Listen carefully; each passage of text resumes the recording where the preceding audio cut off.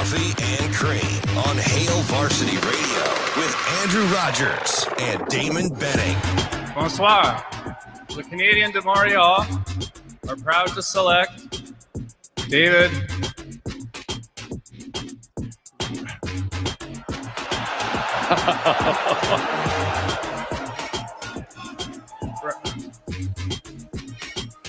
We planned it that way. David Reinbacher. The 1-1. And Abreu smokes it out to center field. Carlson going back, still going back. Looking up. See you later! Jose Abreu goes deep to right center. A 2-run shot. And it is 10-7 Astros. And Santana unloads deep to left, and this one is gone. 2-run homer for Carlos Santana. And the Pirates start off with a 2-0 lead against Blake Snell and the Padres. The pitch. And he swings and lines one to deep left field. This ball is gone! It's a line drive, grand slam home run into the Cleveland bullpen in left. And Jose Ramirez with the first grand slam of the year for Cleveland. Hit high in the air, left field. That one way back. Rooker looking up. That one long gone. Giancarlo has found the seats. Stanton goes yard into Mount Davis, the elevated seating in left center field. And it surely was a Stantonian blast. 422 feet. And Herman, the righty, deals to the plate. Swung on, ground ball to third. Donaldson's up with it. He throws to first. Domingo Herman has pitched a perfect game. For the fourth time in the history of the New York Yankees, perfection attained. It's that time again. Good morning. Coffee and Cream in the morning on Hail Varsity Radio, powered by Currency. Damon Benning, Andrew Rogers, live from the H&H Chevrolet stage at Hail Varsity Club. We are in a building that feels like it's shaking every time thunder rolls through. Is this like, this is just getting started, right? We're not Much needed weather. okay, because I'm just hoping this continues for a while. Mm-hmm. Well, Shane said it's supposed to pour at 9. Well, he doesn't know. You don't think he checked the weather? He just guessed? No, he's just outside vaping and he's like typically putting his finger in the air. on point with weather. By the way, Shane, did you get your power situation figured out?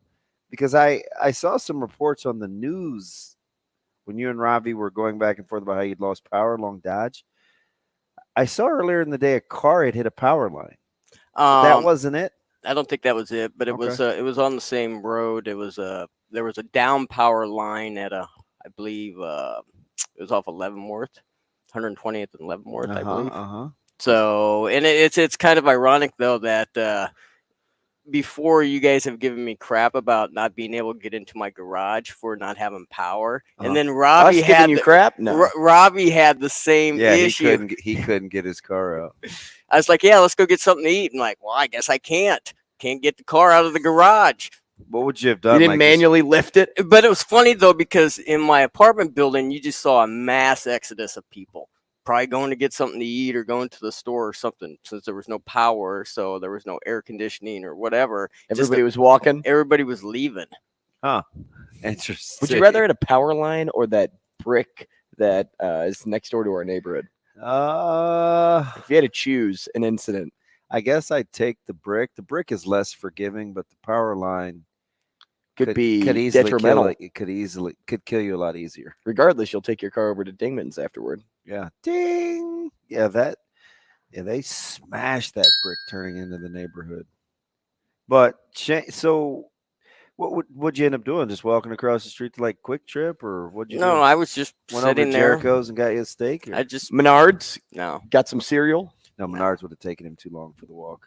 That would have been about right. I mean, it was about an hour or so. Wow. So you were only without power for an hour? For about an hour. Yeah. So it wasn't that bad.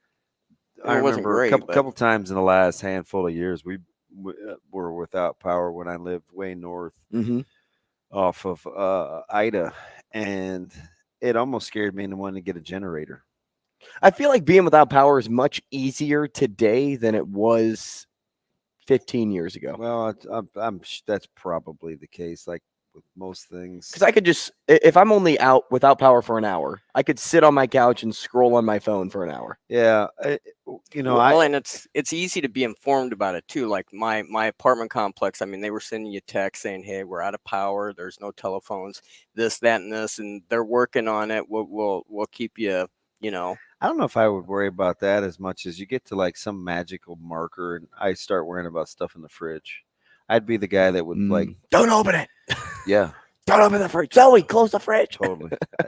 I would totally be that. Who guy. left the freezer open? So you were fed and you got back. We saw you yesterday, so we know nourishment was good. Yeah, nourishment was good. What'd you end up eating? When the power was out? Yeah, no, like whenever. What was? I don't know. You said you were going to get something to eat. Did you No, I eat was. once I when the power was wanted out? to go get something to eat. So what but did you end up eating?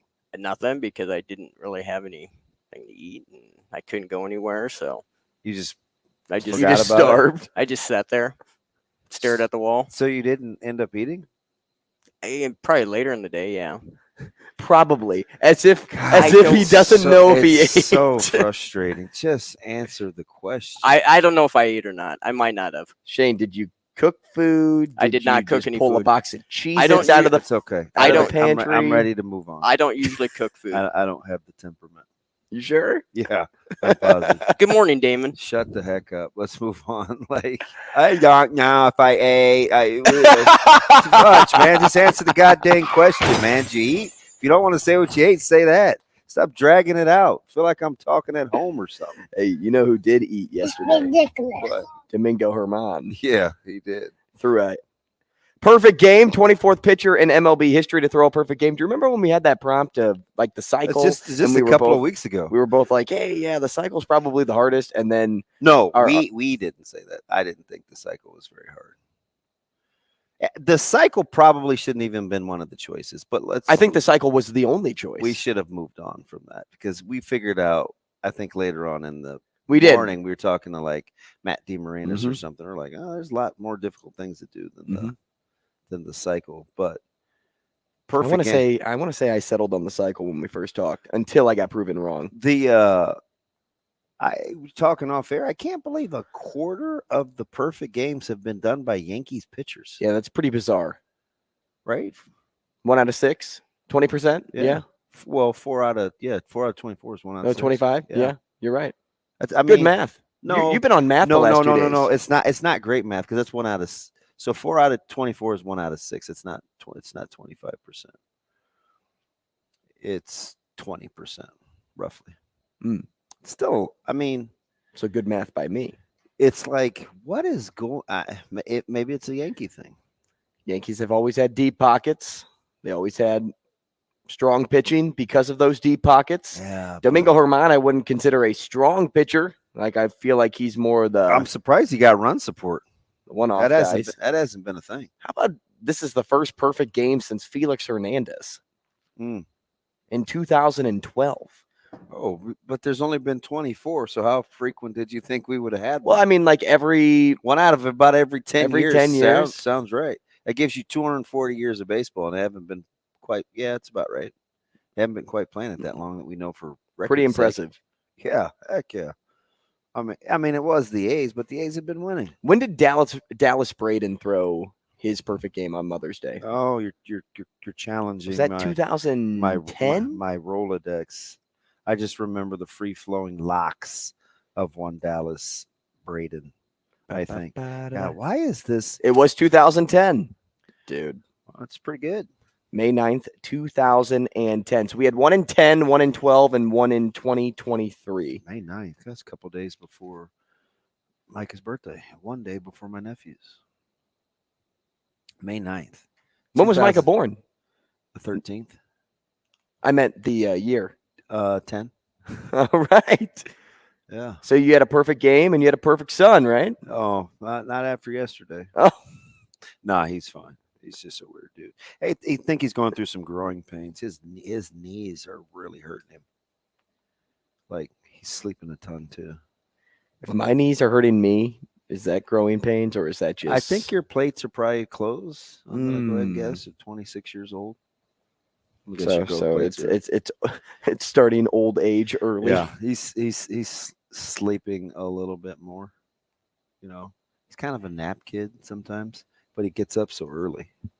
I'm a nap kid. Well, I get it. He's probably up right now. I took a 3-hour nap yesterday. Yeah, that's a waste of time. Not for me. It felt great. That is. Well, because I took that nap and then, the crew wanted to go celebrate the College World Series. So they went over to a little hole-in-the-wall bar, Brick Street. Does that ring a bell? You talking about where our crew went? Yeah. Yeah, it was Brick Street. And did you get the barnyard? I didn't eat. I didn't eat there. So I don't know if I would have either. There were some appetizer foods that Sasha had ended up buying, but that was nice of her. Yeah, really nice. It was a cool little thing. But after everybody left, David, taller dude, glasses, facial hair. Our David. Shoot, yeah. Started throwing darts. Is he pretty good? Well, he was throwing, he threw the first two, and I'm like, okay, you hit up close to the center of the board, so you got to be okay. So I'm like, David, let's play some darts. He's like, oh, I'm totally in. And then Video Sam, wanted to play darts too. Yeah. Like, all right, we have 3, so let's do 2 teams of 2. So I yelled Sauter's name, and he wanted to leave. I go, Sauter, you're on my team. He's like, do you need a 4th? And I'm like, yeah, that's why I said you're on my team. And he goes, oh, man, you're going to put me on the spot. No, he ended up saying, my wife's going to kill me. Yeah. So he stayed and played darts. And he may be one of those guys, kind of like, hypochondriac, where they kind of feel something's always wrong with them. He may be one of those guys that just complains about his wife, because for as much as he acts like she gives him a hard time, he sure does what the frick he wants to. You know what I mean? I don't know. It pertains to the job. Right? Stop being so dramatic, man. She's probably cooler than a fan. Having a few beverages pertains to the job sometimes. But so we were throwing, and of course Sauter is talking smack. When is he not? Shocker. And he was really, him and David were kind of going back and forth with one another. Mm-hmm. And I think I heard the word a-hole 4 times thrown out toward Mike Sauter's way from David. Dude, I'm serious, man. He's like, why are you such this? Sounds about right. Dude, I think Sauter could cuss in his sleep.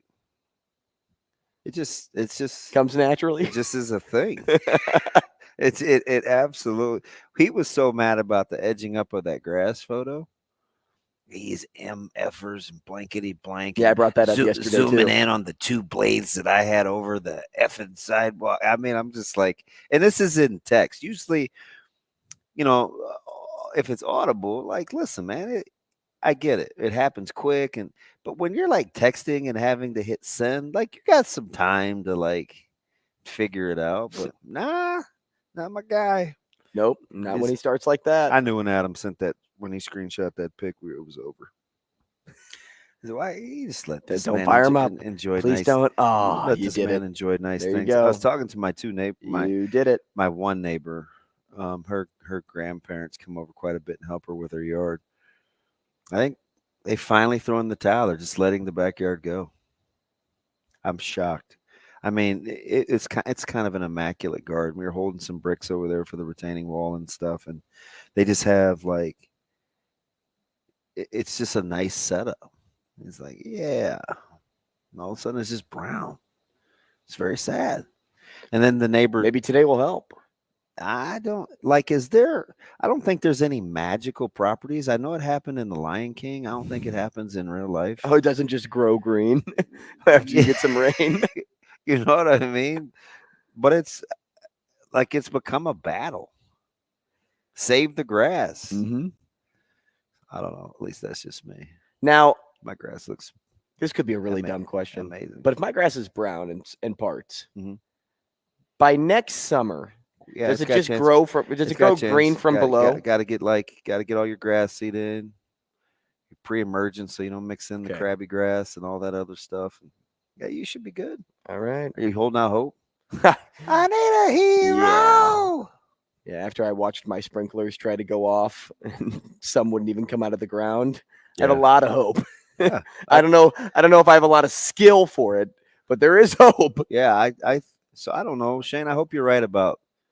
I hope this isn't premature precipitation, because I want it to rain. How about having the automatic sprinklers on though while it rains? You know what? I'd let it ride. because the 1 hour, the 30 minutes that it may trickle down right now is not worth the resetting of the whole sprinkler system. And I mean, that's for a big property. I mean, that's Cabela's, right? And that grass is really green. Yeah, it's borderline plush. I'd go lay in it. Yeah. I don't know Not right about now. that. You guys are different. Enjoy laying. Oh, you don't lay in grass? I don't lay in grass. No. That's how I know if my grass is plush or not. No. But, You're not a hammock guy either. Heck no. Missing out. You're missing out. What do I want sun for? It's not about having sun. You can have the hammock in the shade. It's about like the relaxation piece of the being whole thing. outside. Yeah, Yeah, you guys like to sit in your garages too. What is it about being Not one me. with nature? Not me. It's like, You know what's so funny about that? I got offered to go. by you guys, I mean on air, Young kids, right? on air, Young 26-year-old on air kids. talent. Uh-huh. Don't quote me on that.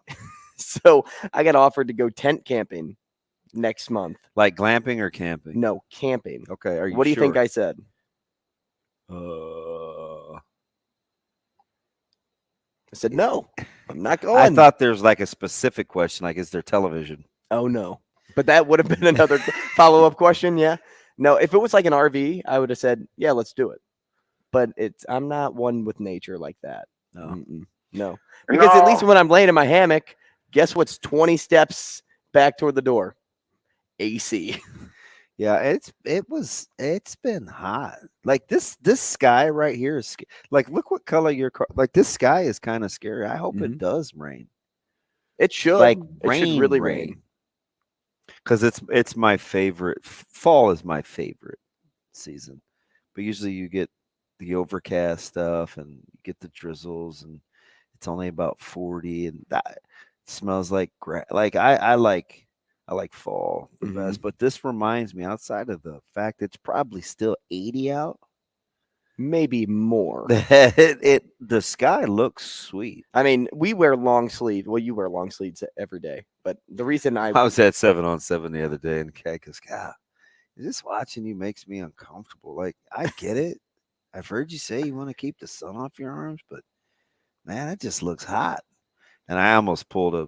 I was almost I was almost like, oh no, feel my forehead, feel my skin. This dude had been like, come on, man, it's not that serious. I believe you. I'll take your word. Well, I was going to say we wear long sleeves I'm not every day, anything. And that's just because we sit in. I mean, what do we put the AC on? It's 68 right now. 68. So walking in from the car is always very warm. Well, there's always. It's 76 right now, by the way. So you were close. Yeah. I'm not a high today, 91. This is just the Apple weather app, but look at the storm. I don't know how to read radar. What's the yellow? Is the yellow rain? Yeah, it looks like we're going to be about an hour earlier, probably about 8. Where it's just going to storm. That's storm right there. Yeah. Is it so? Shane, do you feel good about that? You answered that question a lot easier than what'd you have for. I don't remember what I had to dinner. eat. I know, but he knows how to read radar. The number one reason why I got rid of satellite. Is happening right now. Darn. It wasn't even the fact that I was paying like $273 a month. It was, I'm sick of seeing the troubleshooting sign every time there was inclement weather. I'm like, you guys serious? Do you have TV? It's 2023. How are we still having trouble with signals? Do you have TV or do you stream only? Pardon? Like, do you have cable or do you stream? I do not have cable. Okay. I am just a streamer. Listen to it. Here it comes. This is my man Josh got me. Well, and Severe. He and Severe both got me off of. Wow, it is coming down. Let's go. You're dang right. Shane, are your windows down? No. Sun is down. Freezing cold. That's what we already know. So the A's are the only team in the last 15 years to have a perfect game and have one thrown against them. Yep. It's pretty good. They're in the record books for something. Well, that's cool. Outside 15-year span, your franchise has experienced a perfect game on both ends. Mm-hmm. I know, that's kind of cool. If you were Herman, yes, he's probably still on one. Are you cool with Felix on one? Are you cool with having that at like in Oakland? Right? Are you cool with it being in Oakland? in front of like 2,000 people. Before last night, there were only 23 of them. So I'll take it. Like you're cool with it anywhere? Yeah. I feel like any other ballpark. Like so what I really should have done had I stayed up longer last night was see what baseball team had the worst record that had the perfect game thrown against them. Because sometimes I feel like you may get they weren't very good. Like if somebody threw it against the Royals this year. But the perfect game is so difficult to do historically. I don't think you worry about the competition. I don't. I mean, the A's are pretty bad. Well, and when you're dealing with 30 Major League Baseball teams, like each team has guys that can capable. play. And you're also talking no walks. You got to pick it behind you. You know, I mean that's part of it. That's part of it. By the way, I know we said the Royals, but the A's still have one less win than the Royals. I think the A's only have 21 wins. I think the Royals are at 22. Right. By the way, did you see the Rattlers blow it last night late? No. Rays just keep coming. 3-2. I did see Mitch Keller throw 2 strikeouts in the first inning, and then was that important to you? You're so weird. Well, because you turned me to this 3-leg parlay, and I did it. Corbin threw 7 Ks. And I'm like, okay. So Corbin, full disclosure, this needs context. Greg Peterson does a lot of stuff for VEASAN. We had him on in my former life a couple of times. So then the last couple of years, I'll turn around a couple of times a season and do like a Big Ten preview for them. So I follow them on Twitter, and they had these big alert things, and it said, "Hey, this is the play." Yeah, surefire something. And so I was showering or whatever, and I was going to send it to you. I was like, first of all, some of the options, I don't even know where you find, right? Like, got to scroll. JD Martinez, total bases, Kopech walks, and I think it was Zach Gallen, strikeouts or something. I'm like, where are you going to get like total bases from it? Like, you got to scroll deep. Really? So that's a thing? Yeah. So anyway, I thought it was so ridiculous. I was like, there's only one ding dong I know that would pull this off. And if I wasn't in, like, if you weren't in the shower, I was just getting ready to say, I was probably holding my towel, trying to figure out the Bluetooth speaker or something. So I didn't get back to it. Right. I swear, I was like, I said, Greg and these guys sound a lot like you. Laughing emoji or something ridiculous. What I do yesterday morning, I go, man, for laughs and giggles, let's check. I just want to check. Yeah, that thing paid out like $438, and I was like, dang, Drew Down could have got rich. Yep. But I still don't know where you would go to do that. So on mobile, DK, I don't know if I could do it in Lincoln at the kiosk. You think Andy Kalen? Yes, because he's peer recruiting me in Council Bluffs as I play sports bets. No, if you scroll deep into DraftKings, you can find those props. Really? Yeah. So I did that with Corbin strikeouts, Mitch Keller, and Marte. You brought up, the Rattlers. And Keller had 2 Ks. I needed 6. Had 2 after the first inning. Ended with 5. And Marte went 1 for 4. He needed 2 bases. So it wouldn't have hit anyway because of Keller. Helen? But no, different Keller. Different. Mitchell Keller. Got to be on a C ball straight. And you got to hear too, right? That's tough. We'll take a break.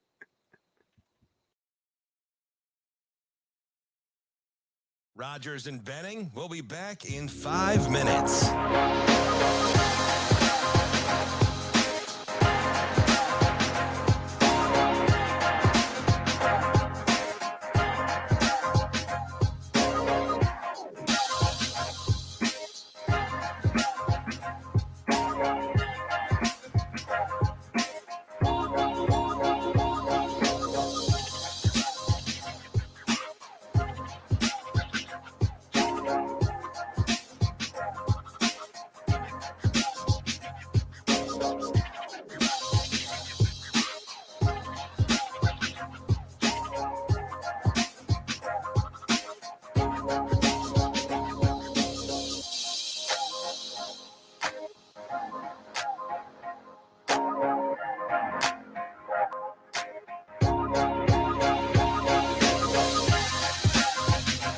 Rogers and Benning will be back in 4 minutes.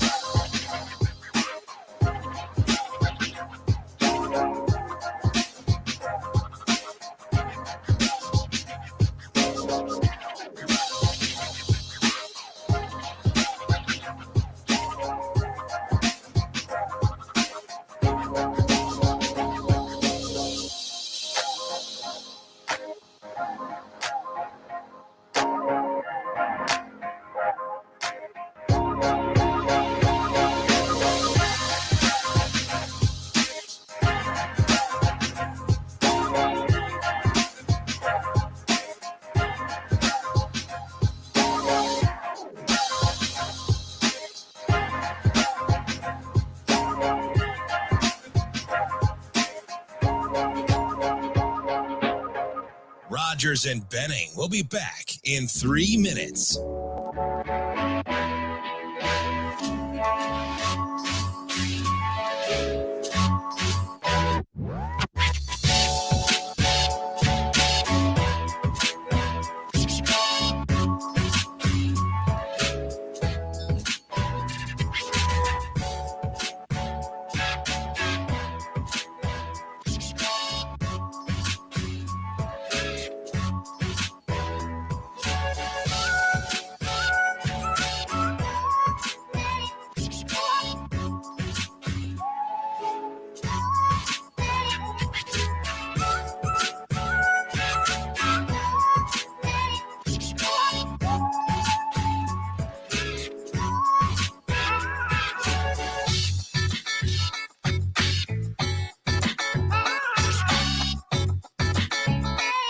Rogers and Benning will be back in 2 minutes.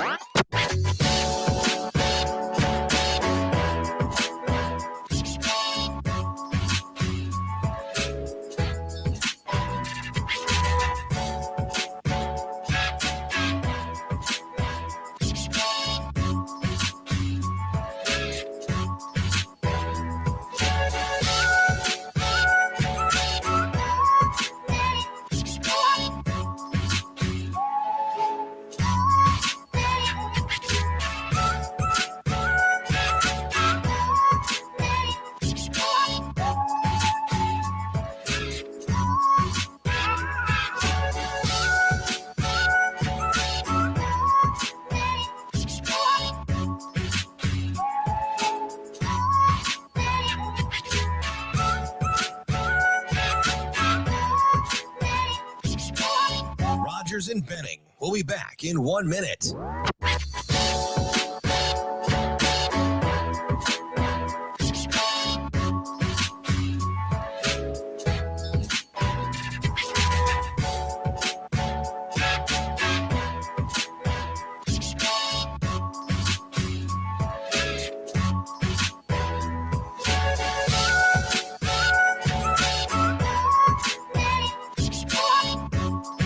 Rogers and Benning will be back in 30 seconds.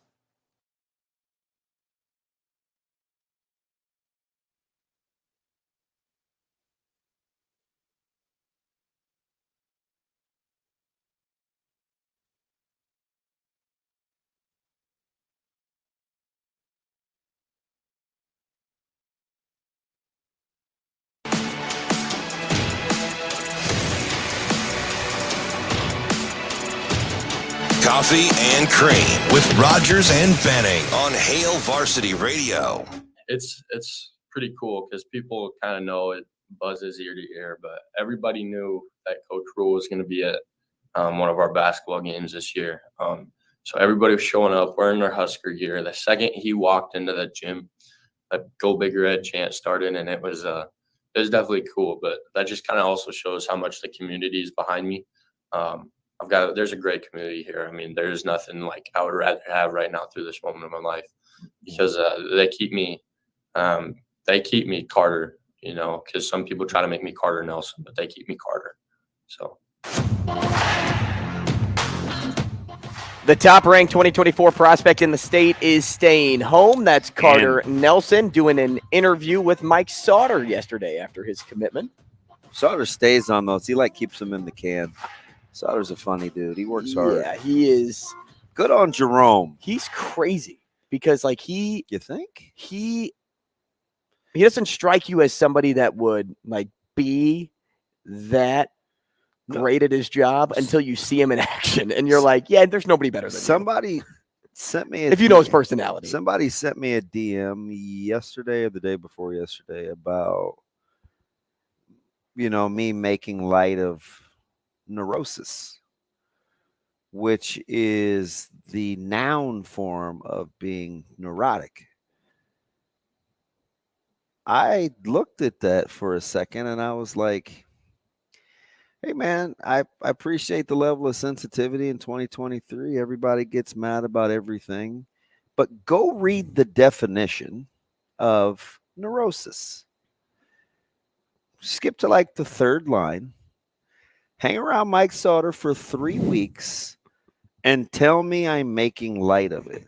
I say it flippantly, but it is 100% true. Right there. And he knows it. He embraces it. And I'm for it. Because he knows himself. I'm for it. I'm so for it. It's who he is. He is so Coach Rule would tell him, on my commitment continuum, you've teetered over into Casey Thompson land. Into obsessed. You are obsessed.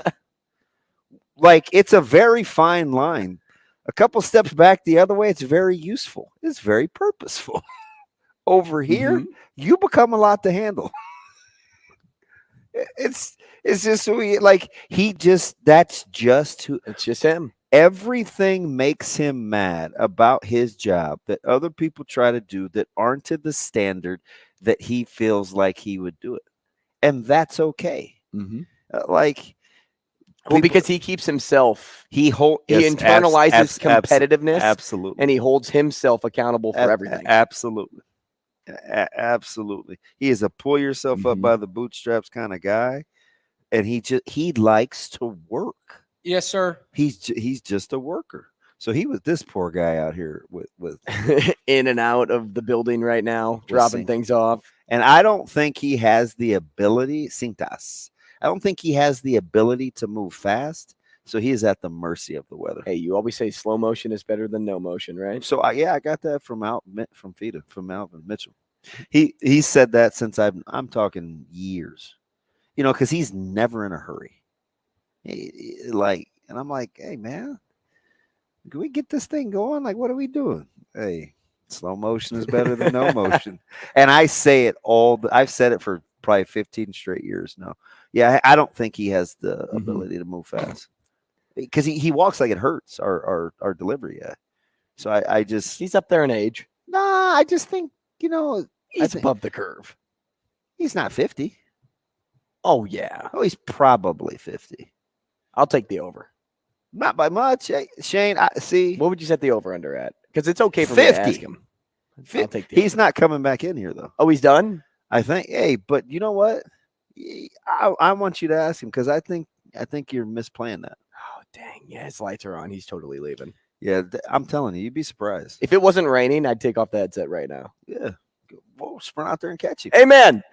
Real fast. No. Get your jog game right. Hey, how old are you? Shane and I will hold it down. I know you would. I don't want to get wet. And you got on white, you'd be crazy. Yeah. And it's 60. And I'm wearing slides today. Yeah. I wear slides every day. Oh, DirecTV's back. So, yeah. Kind of, so, because that TV's on that one. He probably had that thing, like, ready in the queue. He's just that committed for that interview. Hey, just in case, can I? So, and good on him. I mean, I'm sure he has Pyfrums in the cave right now, ready to release today when he commits. What time is that? 10? 10, I believe. So, and this is what the thing that just makes it so aggravating with fan bases that now Pyfrum's getting dragged. Right, like the last handful of days, and I'm like, I tried to set the stage for this a month ago. You asked me whatever question. I'm like, the funny thing about fans is like we make excuses. Like if they're ours, it's every excuse in the book. If we think it's not gonna be, then there's all this vitriol, and and angst. It's like when you're in the kid business, which I am, I think you take it all personal, right? And then you factor in, you complicate matters when it's your own kid. And I think people think it's a lot harder for me than it really is. Because it hasn't been, it can be miserable, but it's more because I empower stupidity to creep into my life, right? Like, I know a lot of things are said and people have no idea. They're talking out of their ass. And it's like, okay, you can combat every little thing, or you could just let it ride and let it play out.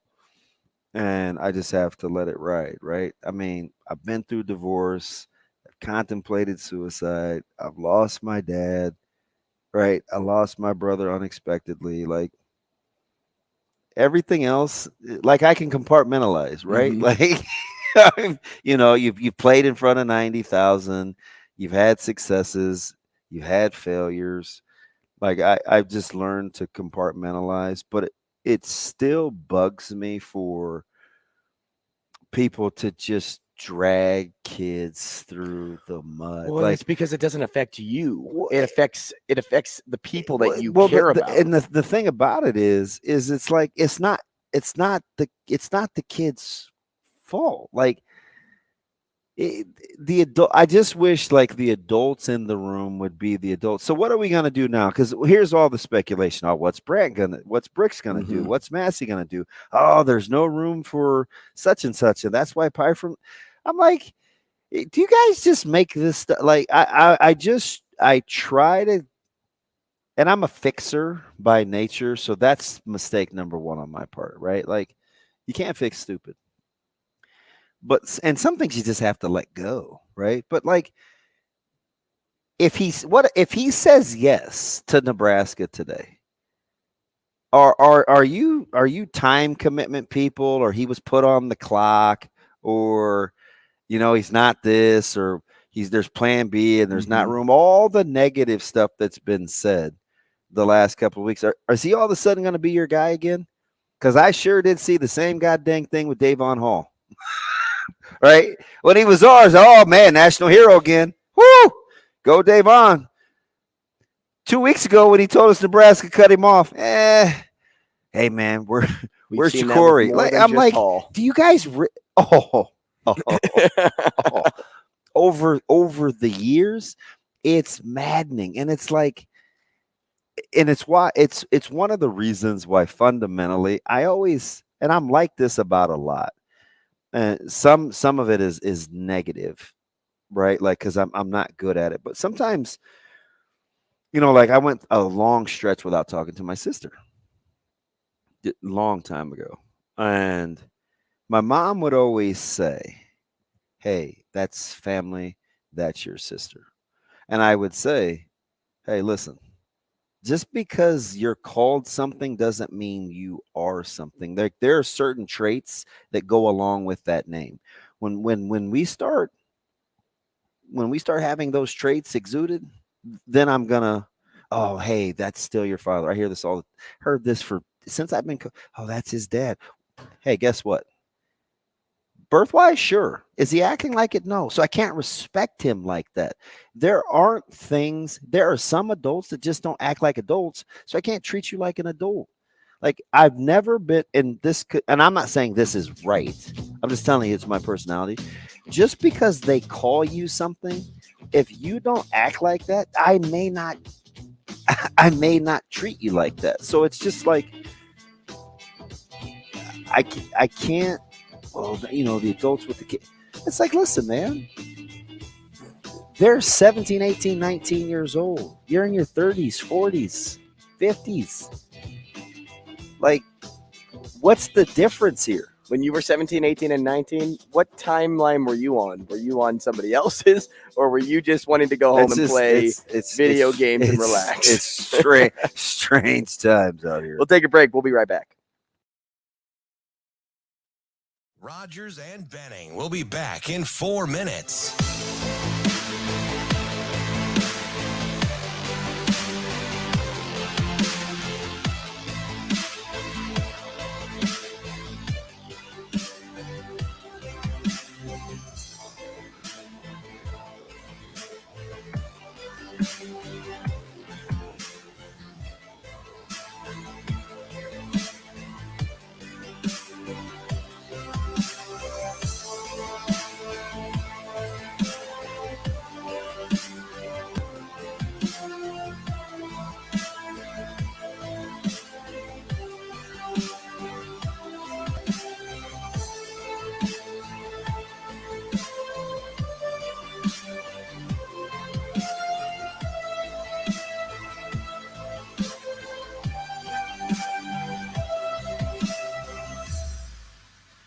Rogers and Benning will be back in 3 minutes.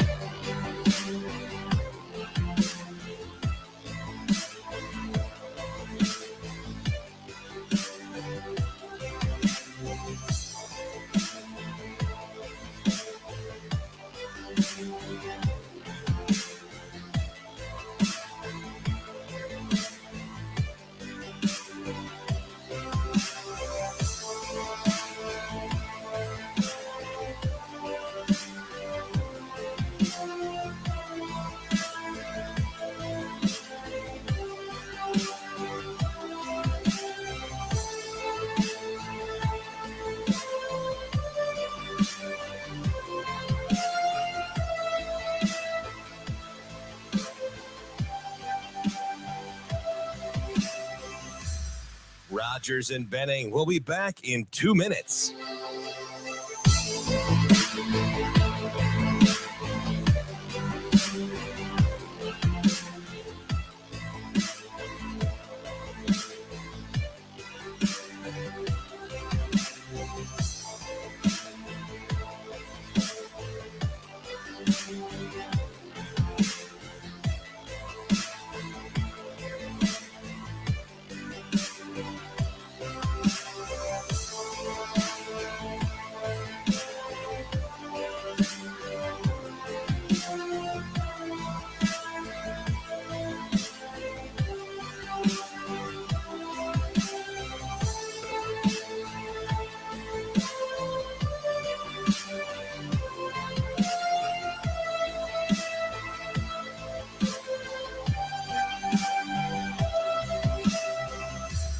Rogers and Benning will be back in 1 minute.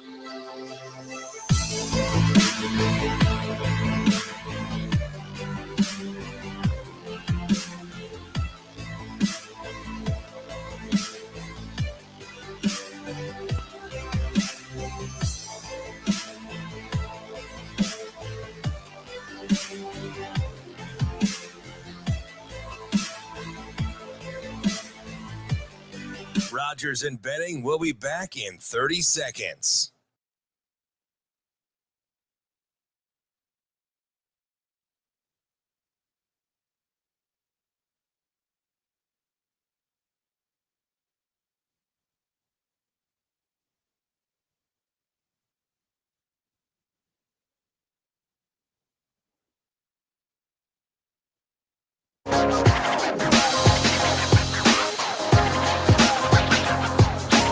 Coffee and Cream with Rogers and Benning on Hail Varsity Radio.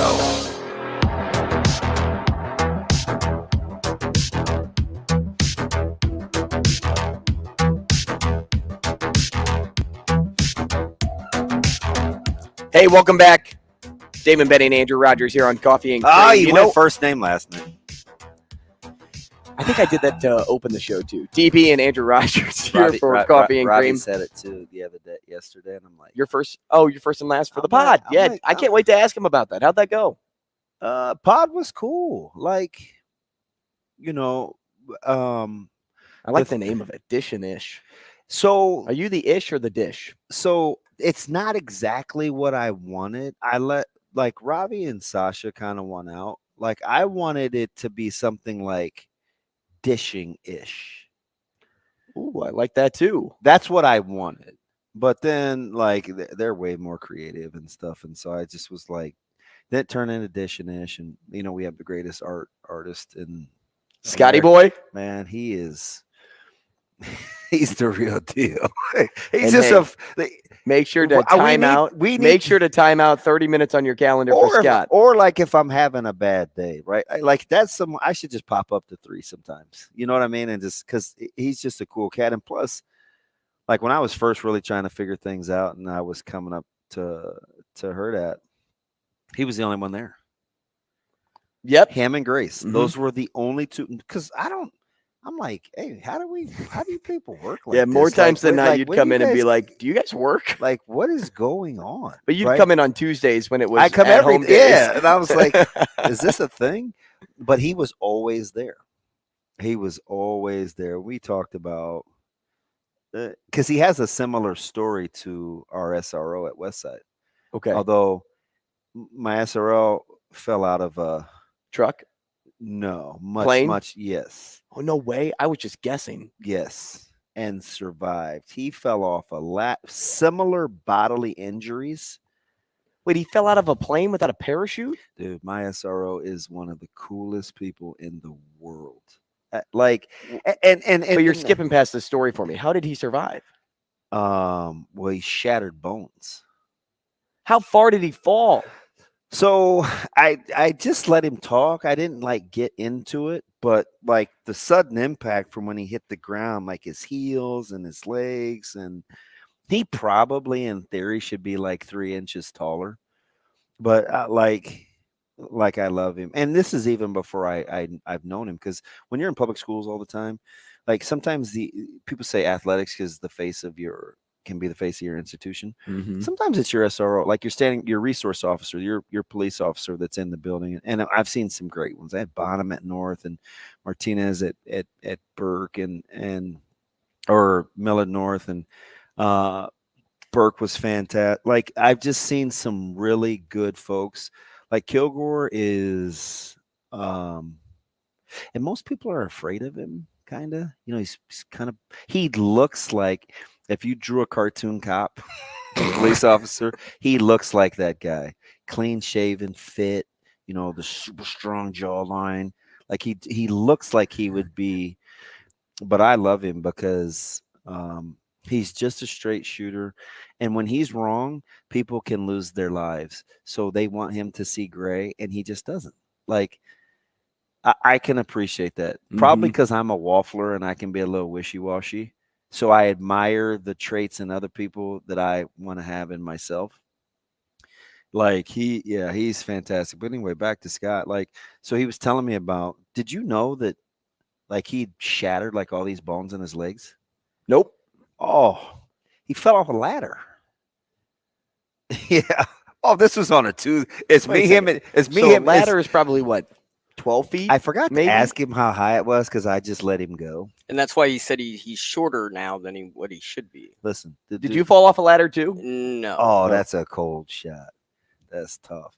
No, so, and we'll talk to Ravi at 8 because Ravi asked me some questions about recruiting and the diamond in the rough and the 3 stars and the 4 stars and the 5 stars. Mm-hmm. So, you can get into it with that because as on the heels of Pyfrom today and Nelson yesterday, but ask him that story. He just the bone shattering, the bones breaking.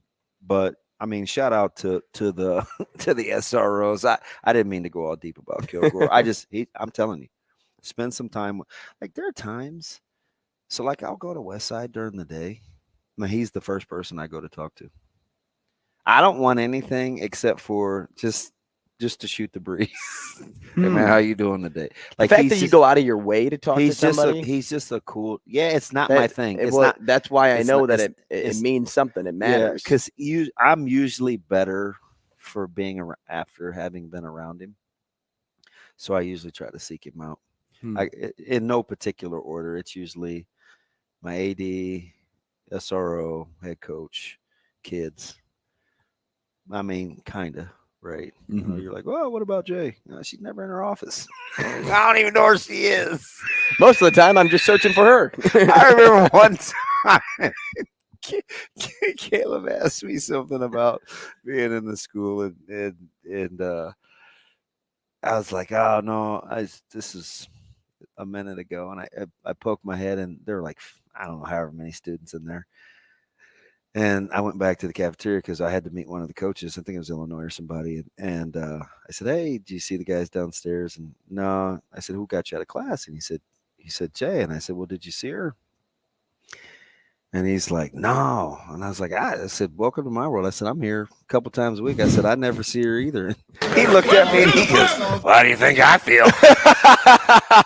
I was like, oh, that's cute. You vibing together. You miss your bestie. But no, it's just weird how the whole the dynamics that that like Ravi was talking about yesterday, and he'd been sitting on this a while. I kind of felt like he's a lot like you. He just ambushed me, right? Hey, I got a question for you. I never ambush you. There you go. Yes. I say I have a question. I at least prompt it. That's like me going to war and being like, hey man, you're on the other team, I'm on my team, but I will shoot you at some point. And then we got into this philosophical talent evaluation thing. And this is on the heels of you being on social, because people don't know what set you off yesterday, but some of it was social media and how people were treating recruits. And then you doubled down. Yeah, some was personal, some was recruits, and then I did. You doubled down last night, and I read it. I read through the whole column, right?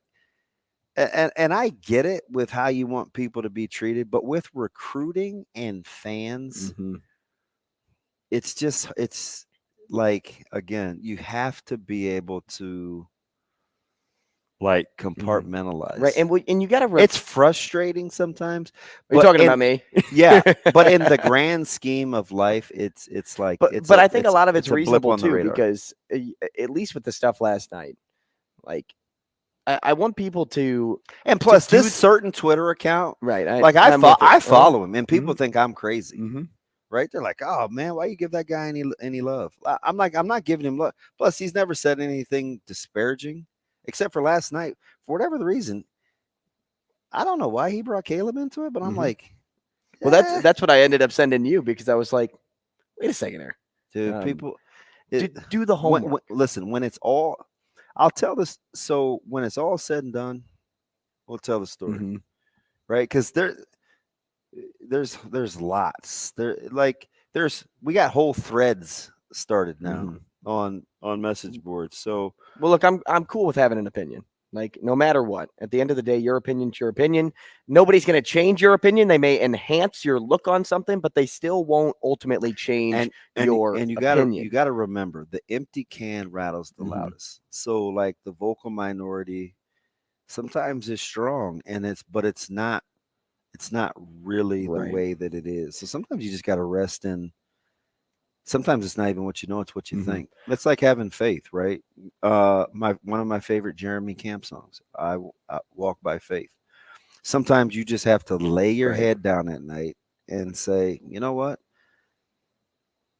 Because I believe. And outside of that, it doesn't matter really what anybody else is telling you. And I think one of the beautiful things about this job is you open yourself up to such criticism, right? Because you have opinions, and sometimes you're in it and you're talking, and people hold you accountable, and they'll pit it against their viewpoints. But what you'll learn is over time, resolve, right? There'll be conviction, and you'll kind of the really cool thing. This sounds weird. You'll learn how other people think.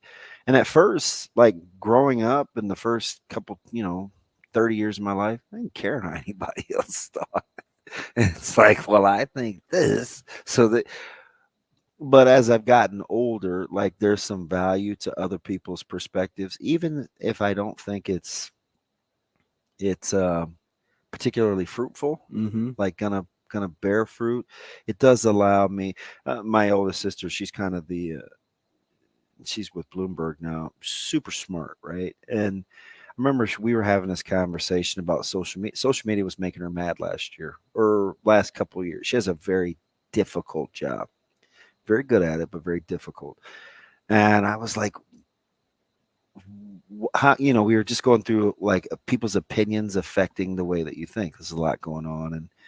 And I said, the weird thing about my job is when people call or people email or people DM, which they often do, and they disagree or they don't like it, there's usually something that you can learn. And I just remember her, like, she's so savvy and established now. Like, she picks and chooses who she wants to give her time and energy to, who she doesn't, right? And so I could admire that about what she does, because she's the hammer at her particular job. Like, she's the buck stops with her. I think for us, it's still part of the growth process because the dialogue is so ongoing. Well, and I'll add this too. You had said, growing up, I didn't really care what other people think. Like, I said that, but you did. But I still cared. Yeah, I did, and that's why I got in trouble. Ravi up next. Rogers and Benning will be back in 4 minutes.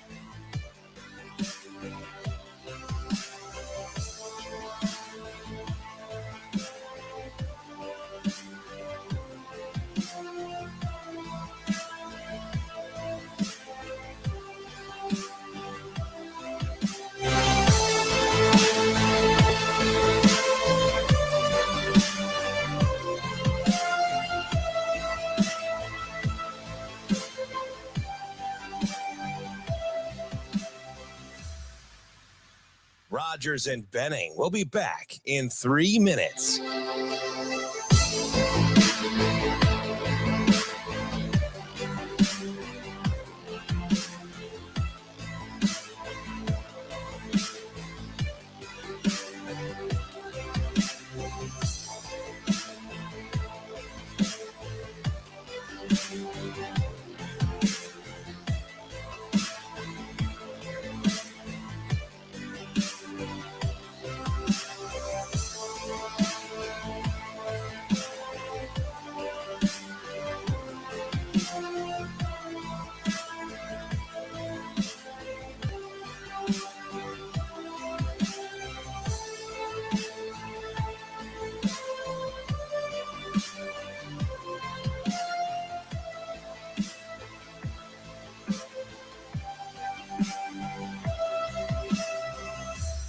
Rogers and Benning will be back in 2 minutes.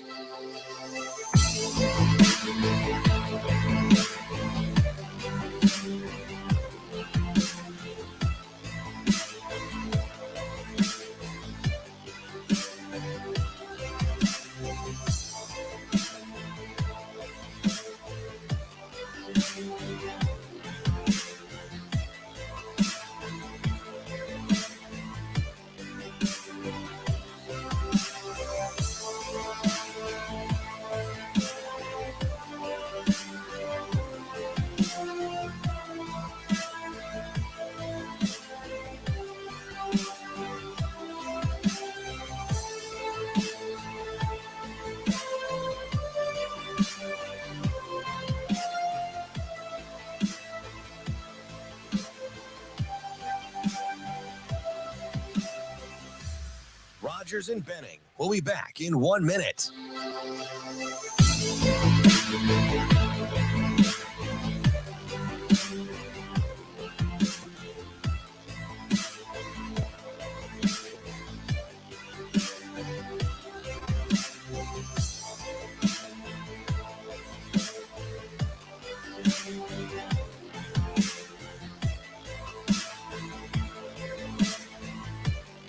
Rogers and Benning will be back in 30 seconds.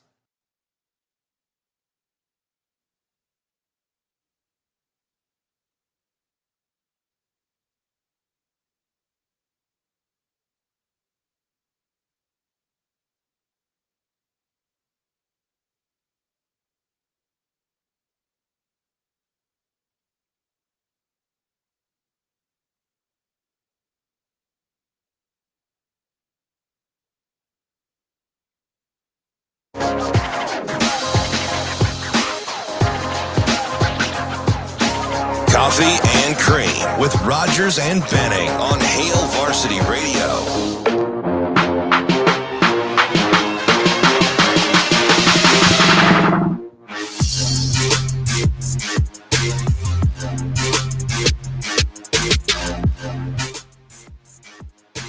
Top of the hour here on Coffee and Cream in the morning on Hail Varsity Radio, powered by Currency. DB, you're welcome. Andrew Rogers.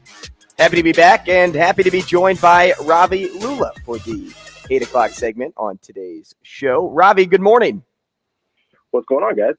I don't know. I mean, we're going to talk 2 days in a row, man. I feel like that's kind of weird when you're not co-hosting. It's true. We don't usually do that. I We'll have to figure out something here. Yeah. How about you host, DB's the co-host, and then you guys ask me questions. Yeah, you want to be the interviewer? Hey, I'm here for the interview.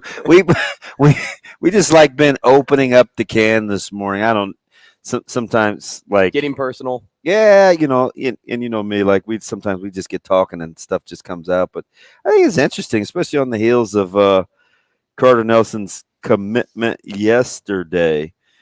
Yesterday. Especially after the pod and when you and I talked about the talent evaluation thing, do you get the sense, are there enough of those? Do there have to be enough of those because it's local? That's what's important. Like, what's your take when you pit it against the philosophy that you have about talent evaluation, which I hope you get into, versus like nabbing big fish? Yeah, I mean, the ideal world, right, is that the big fish are talented. Like, you hope that you know what I mean? Like, you hope that the highly regarded guys, the fans want you to get, because that's what this is really about, right? Because 25 years ago, we didn't have this conversation really, because even 20 years ago, it would be, hey, we're going to print the names of the guys we signed in the newspaper, and they'll be on the team. You probably won't see them for like 2 years, but this is the recruiting class. Everyone's like, okay, cool. And that was mostly it, unless you got like really, like there was such a small niche of fans that would like buy recruiting magazines and get into it that way. Whereas now, I would say that even mostly casual fan, at least at Nebraska, has at least some reference for recruiting. So the big fish in that sense are kind of constructions of this whole recruiting apparatus that we kind of feed into now. And not to say it's a bad thing. I dive into it like everybody else does, but you would like that the big fish that the fans and the media kind of dub as like, or other schools, that was the big thing with Carter Nelson, was some of the other offers that he had, right? And people that wanted him, that kind of dubbed him as the big fish. So when those guys are in your state, especially a state like Nebraska, you really need to bring them in if you can. But you shouldn't do it at the cost of your talent evaluation, and like for whatever reason. And I'm not saying this is the case with Carter Nelson,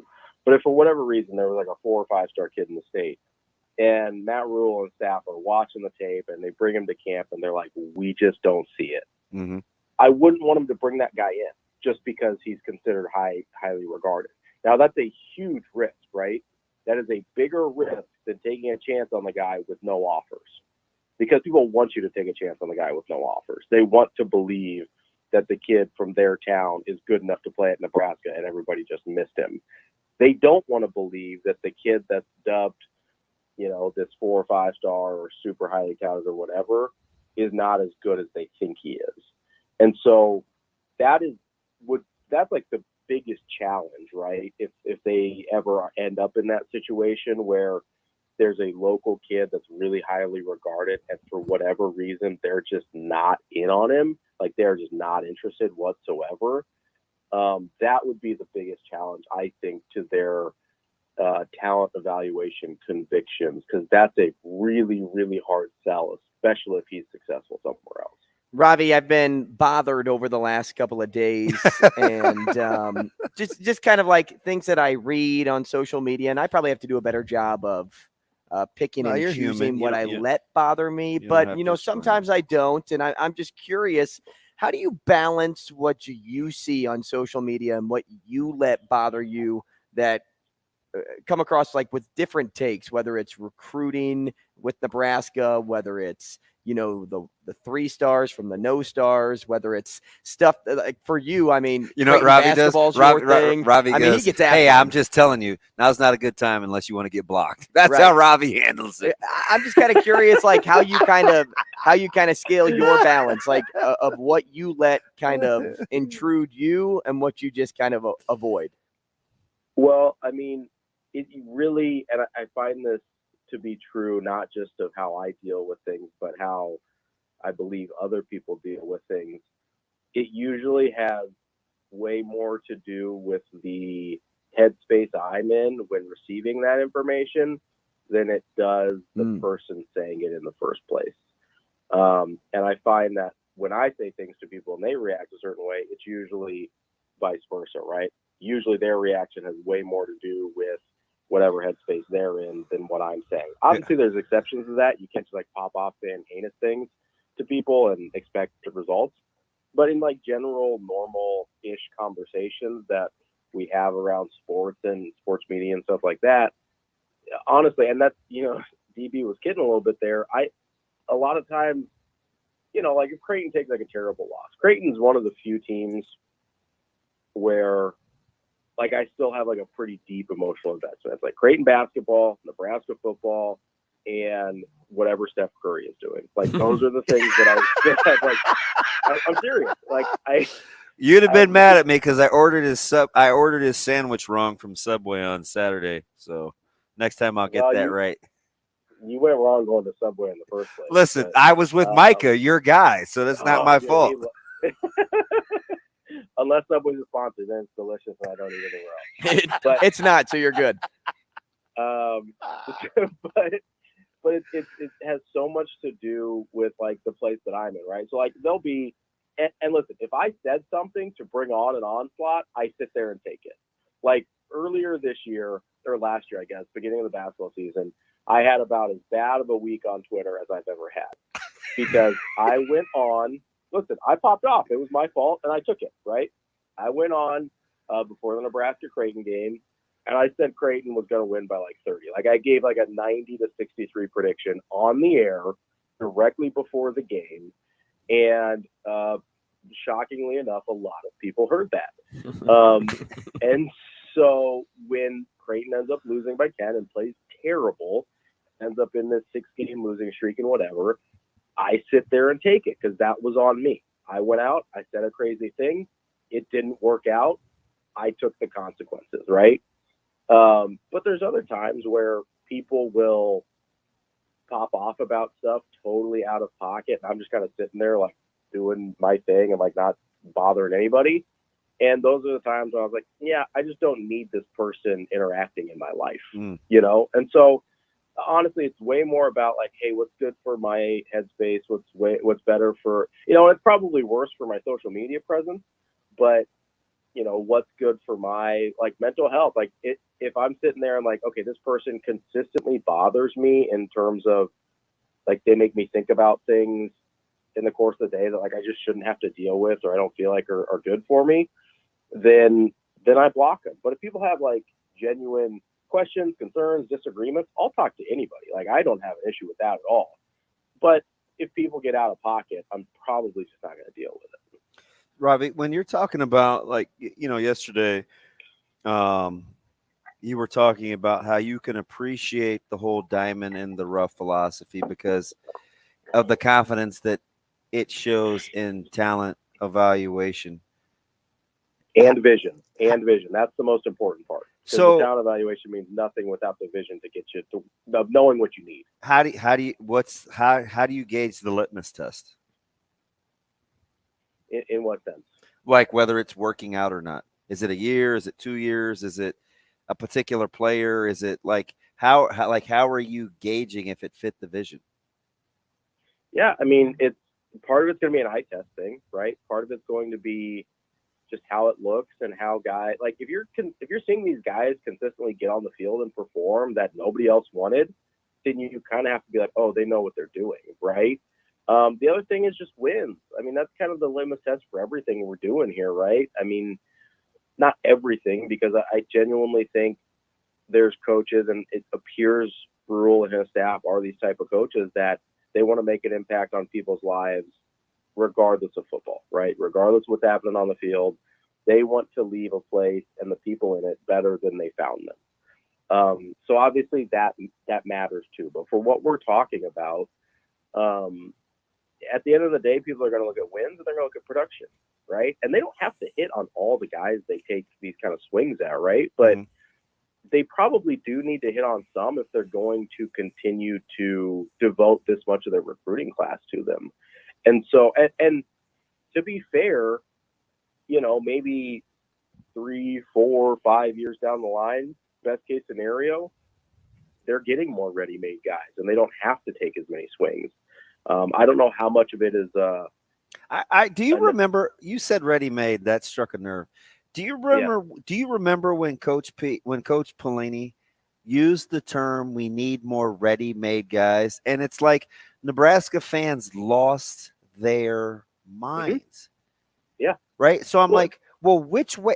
So is it somewhere in the middle? Or are we just going to get mad at what we want to get mad at if it doesn't fit our mindset? But he basically said, hey, listen, we got to get more ready-made guys. Right? We don't have time for this.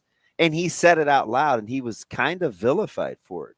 Frost says, hey, look, I made some mistakes early on in sacrificing because I wanted to win. Like, it seems like when coaches try to be forthright, even if they are making mistakes, I still don't know how forgiving we are. Oh, no, I wouldn't say we're a particularly forgiving people as like fan bases in general, right? That's not a uniquely Nebraska thing. I mean, no, that's true. It is a lot of it is nationwide. And Nebraska is probably more forgiving than most places.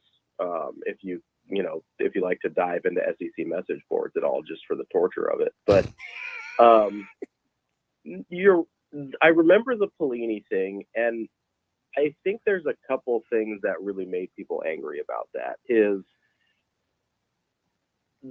it's the same thing that I think made people mad about Frost, even though they were different situations. Like the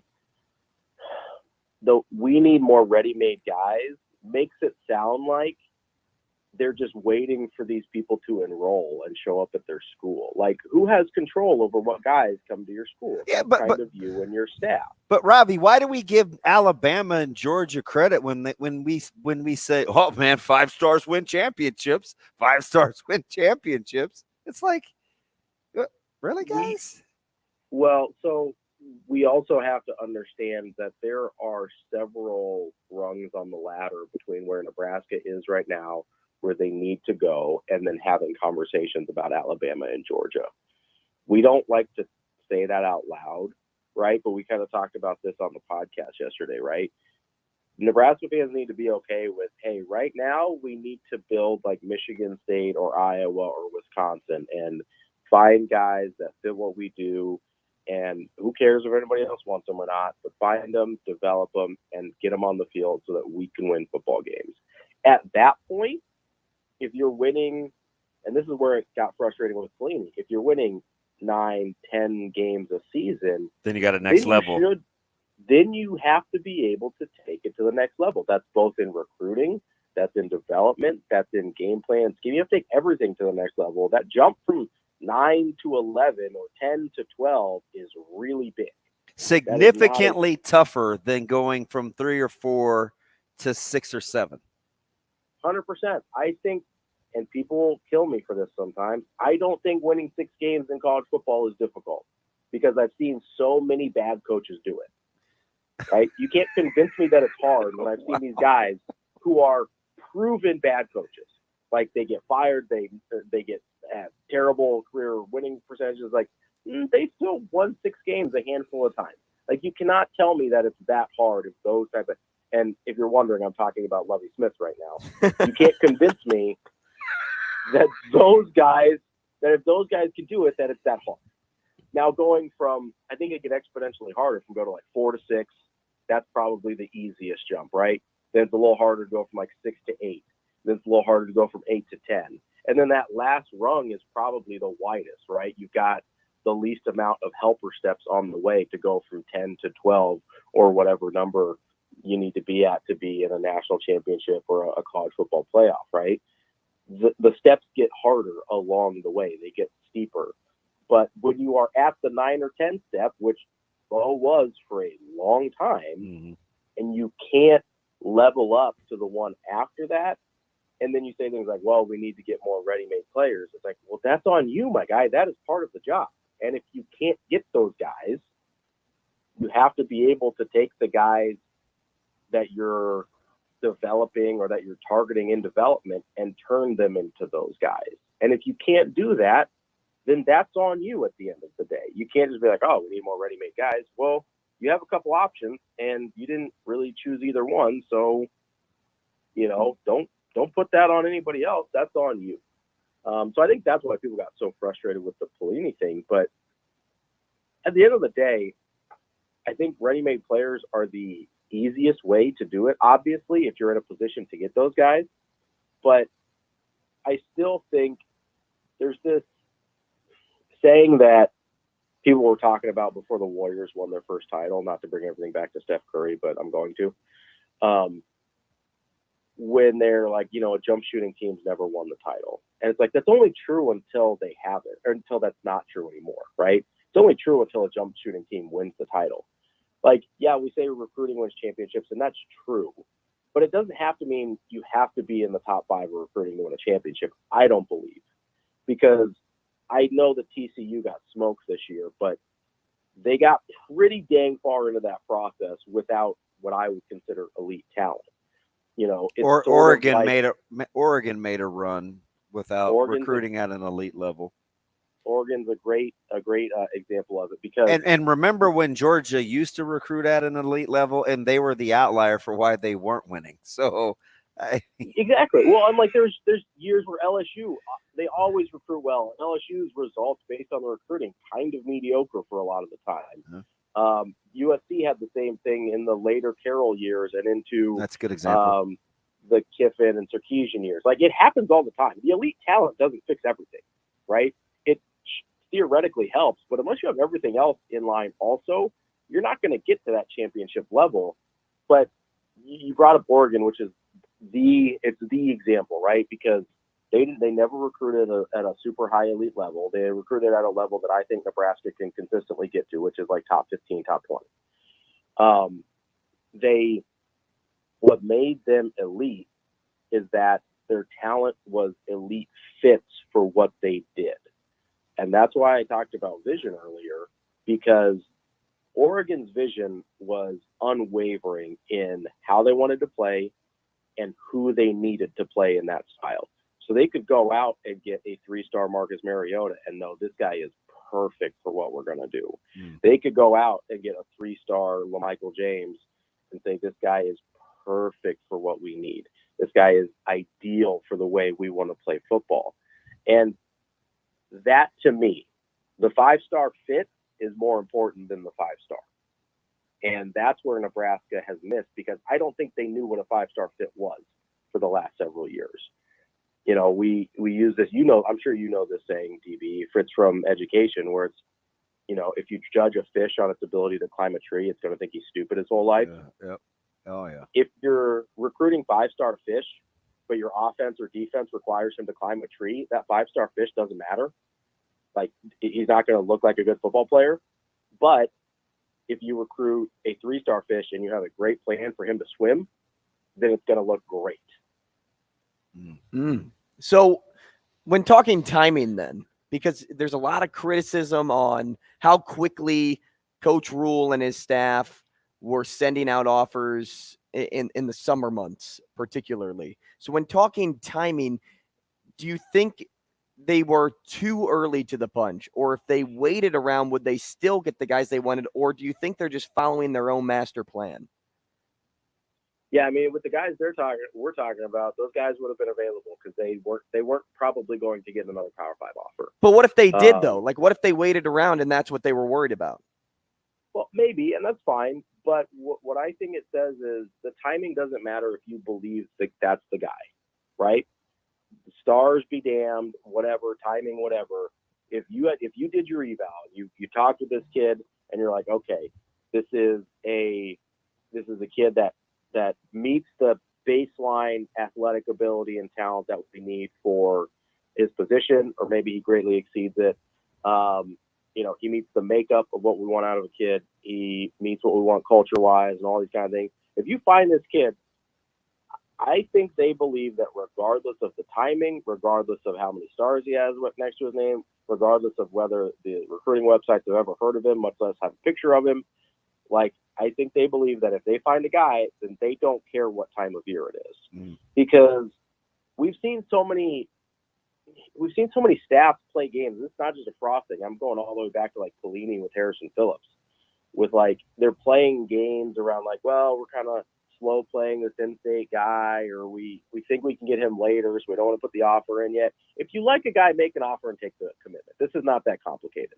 These guys act like they're trying to come up with, like battle plans. It's not. If you like the guy, if he's a good fit, you make the offer, you take the commitment. The problem is, if you don't have absolute certainty in your vision and what you need to make that vision happen, then your certainty on recruits evaporates almost immediately. And I think that's what we're seeing here, is the difference between previous staffs that didn't have that conviction in their vision and their blueprint, and then Rule, who does. And listen, it might not work, right? Like I'm not guaranteeing that, because they did this and this and this, that these are the right guys and they're going to be successful. I have no idea if any of these guys are going to play. I have no idea if this blueprint is going to work. What I do know is that without a doubt, these guys have a plan and they know exactly what they're looking for. And that in and of itself is an improvement from what we've had in Nebraska. Robin, let me get you out on this.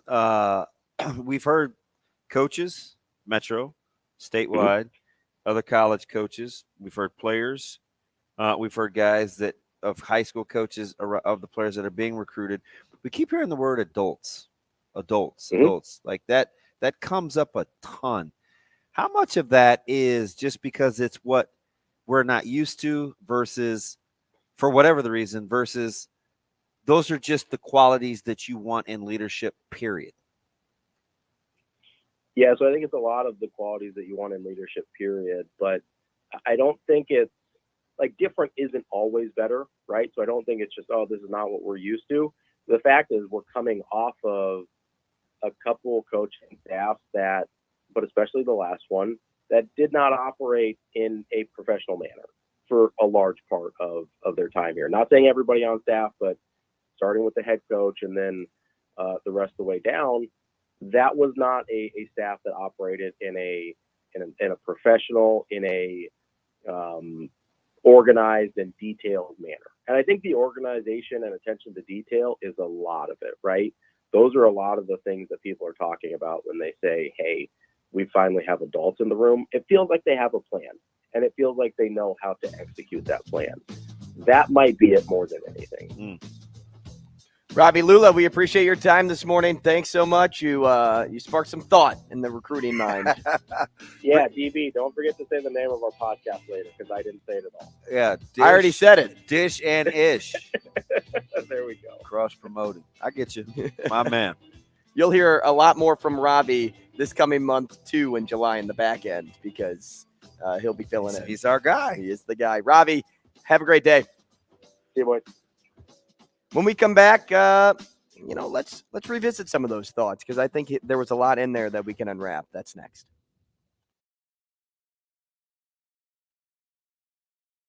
Rogers and Benning will be back in 5 minutes.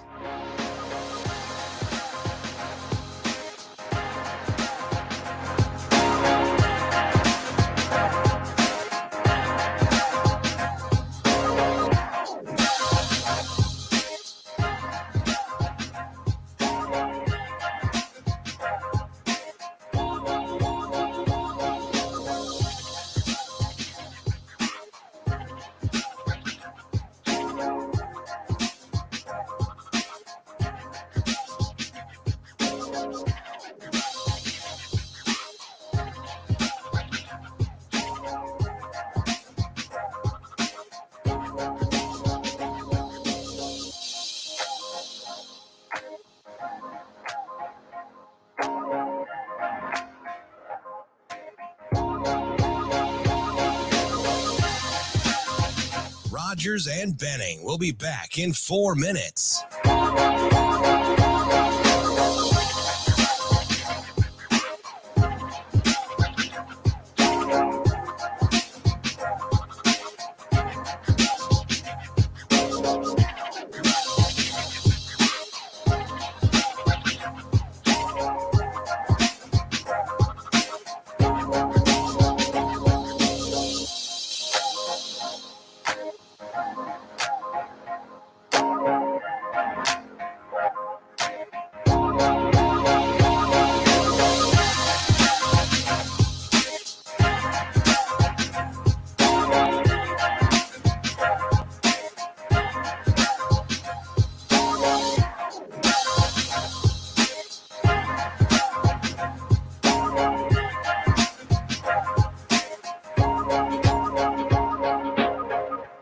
Rogers and Benning will be back in 3 minutes.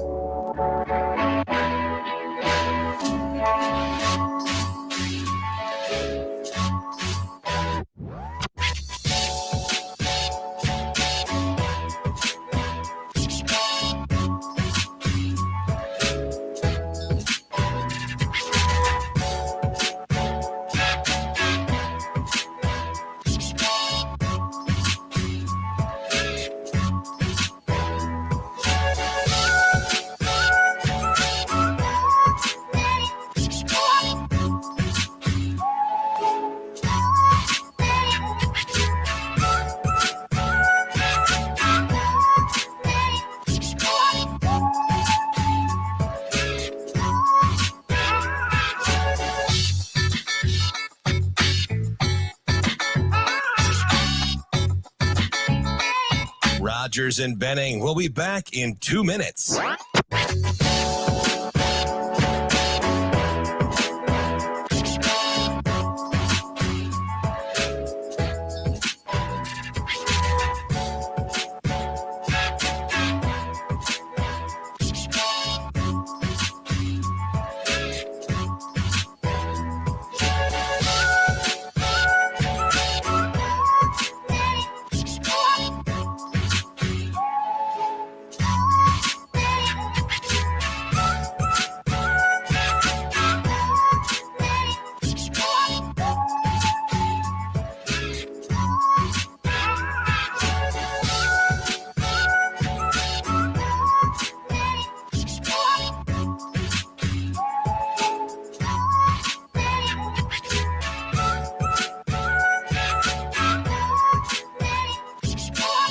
Rogers and Benning will be back in 1 minute.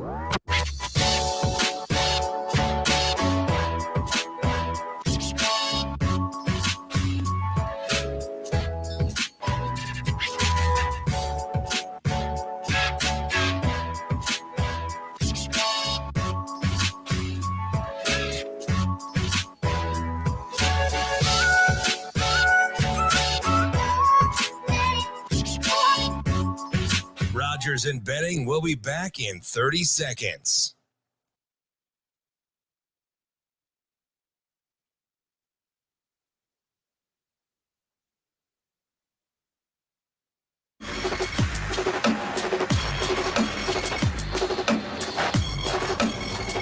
Coffee and Cream with Rogers and Benning on Hail Varsity Radio.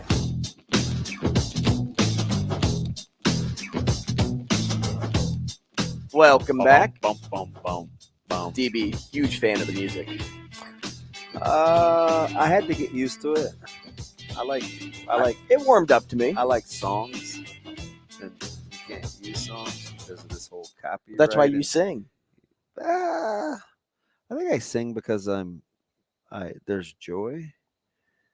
Someone asked the question, why do we sing? I sing because I'm happy. And this is what I mean. Nah. Keep going. Nah. I'll put a beat underneath it. I'll make the that's track. like Sunday church. Is that on the projector screen? I watched so there's like not two. Actually, full disclosure, I don't even know why I'm going here with this. There's probably a handful of movies where I can always go back to a similar the same scene, like last night, for instance, right? Wanted to be motivated, whatever. So I watched the scene from The Equalizer, same one. I watched Which one? The one in the train? Nope, Equalizer 1, where he sat at the table. He dropped off his glasses and they were cracked and they had blood. And he goes, he's not coming back. Yes, indeed. And he sat at the table and he said, I've done some very bad things, Nikolai. Some things that I'm not proud of. I promised someone that I love very much that I wouldn't go back to doing those things. But for you, I'm willing to make an exception. And I rewound it probably 306 times on Sunday. Have you ever seen Diary of a Mad Black Woman? Nope. It's fantastic. I've read Diary of a Wimpy Kid. It's kind of cheesy at the end, but they sing this song when they're in church at the very end, and the girl's mom is a drug addict, and she like goes to rehab real quick, and she like walks through the church doors and sings. I play that scene a ton, and that's one of what I was singing is part of one of those songs. Oh, that was an actual song? You weren't just making that up on the fly? You could have just said, hey, I made that up on the spot, and like, I'm pretty dang awesome. No. And I would have believed you. No, I'm gonna shoot you straight. So, Gladiator. when he spits in the dirt and slave. You take your mask off and reveal your name. Are you not entertained? Like, I'll go back to the scene where Leonidas kicks old boy, the messenger. You bring me the heads of slaughtered kings. This is I play Sparta. That. Yeah, so I'm weird like that. But anyway, I don't have any This is Sparta. Yeah. That is a great with the like slow motion scene when he It, puts his foot into his chest, and yeah. you just kind of see him like You wonder how deep that Woody pit in is? Toy Story falling through the cards. Yeah. Like there's a lot. So you should. Well, even the lead up to that with the horses and all that is fantastic. You know what I played last night late? When Cameron Poe somehow grabbed a rabbit that was in the water getting ready to go down the gutter in Con Air. I have no idea how he reached in there and grabbed this bunny to give to his little hummingbird when they played the little song from Leanne Rimes at the end of Con Air. How did he grab that rabbit out of the gutter? It's a movie. No, you got to go back and see it, though. Even if, like, you had to, like, film it, like, it took some... How many takes? Oh, it took some timing. It's a little dirty rabbit, man. 100? Did bite bite his hand? And he said, no, it's okay. And I have rabbits burrowing in my yard right Yeah, now. so I've had I to put watched rocks out there. I watched that clip last night. You just never know what motivates me. I'm kind of weird. Hey, I'm cool with it. I'm cool. You know, when I got on the point with Ravi about timing, because this kind of like motivates my love of recruiting. Because even though there's not a handbook for something, You love recruiting. I think I never have. I never have.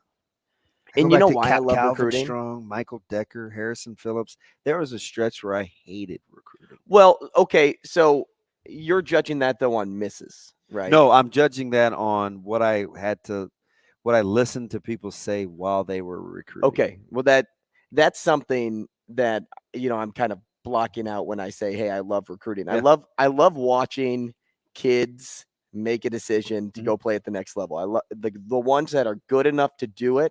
Man, I'm team high five for them. So that's why I really enjoy this time of year for the kids. As for the timing of it all, I think that's interesting, and it piques my interest.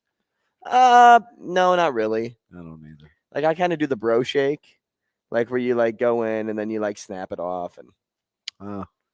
Yeah, I'm not doing that either. Yeah, well, you're just a fist bump guy. So. Keep it simple. So you like finish what I do with the bro shake. Yeah. Right. Yeah. That's it. So because there's no handbook, I just kind of find it fascinating about like timelines. Like when is the right time to do it? When is it not? Are you too early? Are you too late? Is there ever a point that you can really say that? Right, Ray Charles. Nighttime is the right time. There you go. You know the nighttime. So, and we talk about it all the time with like these 3-star guys. And I know I'm going back to a previous point, but we talk about what this staff expects out of their recruits. They expect you to be committed to them like they're committed to you. Guthrie, Donovan, guys like that. Right. Why would you as a recruit, if this is the process that the staff went about, if they went after the 4 or 5s, like now, like just kept going all in on them and waited like on. If March 25th was now June 25th, right? Why, as a recruit, would I think if I didn't have a lot of power offers? Okay, say I only had like 1 or 2 power 5 offers. Okay, and I'm like, okay, I have to choose between Illinois and Mississippi. I'm going to choose Mississippi. Okay, well now Nebraska comes knocking. Why would I change my mind? Like you've kept pushing me off for so long. Why why am I going to want to ride with you? Some people are like that. And so that's why I don't get behind the fact that, hey, it's too early for any. And that's why I asked Ravi the question. When he started going, I'm like, but wait, I'm not talking about the guys that don't have any power offers, because there are some out there that Nebraska went and got. Like if I had a D2 offer and I committed and then Nebraska came knocking, like, yeah. I'm going to change my mind and go to Nebraska. No, I'm talking about the 3-star guys that are getting looked at other places, whether it's 30 offers like Lacey or whether it's like 2 or 3 offers from a few other guys. Like I'm still wanting Nebraska to be ahead of the game and to get the guys that they want. And so when he went on to the fit side of things, I'm like, there you go. Yeah. Because that, a good guy to ask what is probably a guy like Tyson Terry. Yeah. Why so early? Right. Because people asked him why so early. And I'm like, ask me why so. And I'm like, do you not know? Moral of the story is the staff goes after who they want and the recruit goes to the place he wants. Yeah. And that's it. For sure. And look, it's the staff's team. It's not our team. It's not a fan base team. It's the staff's team, and they're going to make the decisions that they think is right for the team. So I'm not going to judge somebody before a crime. Like, no, I want the crime to be committed before I take them to court. So, timing is just weird to me because I don't know if there's a right time ever. I don't think those that say, hey, they should wait, they're completely wrong. Because they may be right. Yeah, because you do have the, hey, take all your visits guy. Hey. But the recruiting calendar has fast-forwarded quite a bit. I mean, it just depends on how much the school is invested in you, right? Because I think ultimately, like, the schools know how long they're willing to wait for a particular recruit. Like, I firmly believe that. Like, I know how Wisconsin thinks. I know how Nebraska thinks. I know how K-State thinks. I know, you know what I mean? And if a school's out, if you haven't heard from a school in a couple weeks or 3 weeks, it's probably a good indication. And really, at all said and done, what's the worry at the end of the day? The worry is being too late, right? Being too late to the party. So wouldn't you rather be a little bit early versus being on time versus being late? I feel like always showing up early. Like what did Lambeau say for the longest time? He's like, hey, if you're not 15 minutes early, you're late. Like that's kind of how I think this staff operates when it comes to recruiting. If we're not early, we're going to end up being late. And you also have some players like, it's just different. Like some players are super just happy to get there. But let's just give you 2 case studies. Guthrie. Okay, and this is fandom at its peak right here. Guthrie says yes, and it's first coach that showed interest in me. I'm all in. Okay, and we're like, oh man, why didn't anybody else like this guy? Quinn Clark says, man, it's kind of eye opening, right? FBS versus I didn't know if I could do it. Didn't know if I could do it, and we're like, oh, I don't know. Here we go again. Same situation handled differently by young people. I think the moral of the story is you can't broad brush the way that young people think because it doesn't match up with our thought process. We will get to Lance later on in the 9 o'clock hour, but we have Brian Edwards up next. Rogers and Benning will be back in 4 minutes.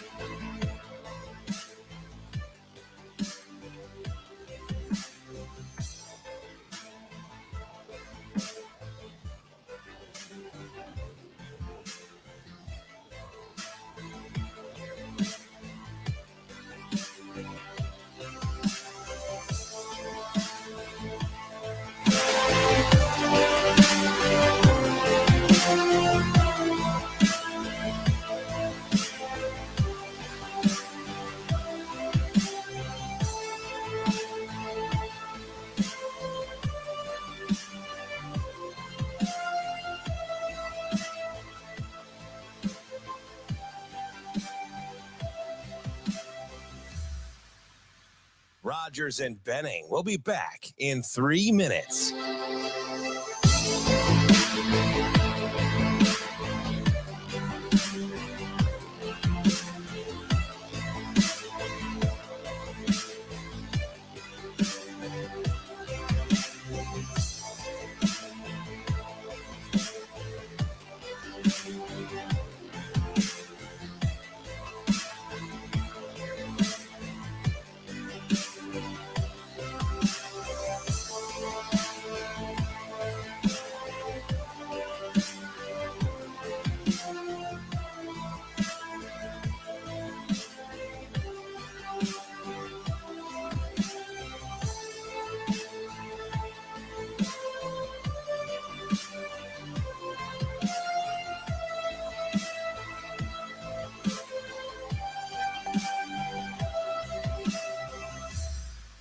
Rogers and Benning will be back in 2 minutes.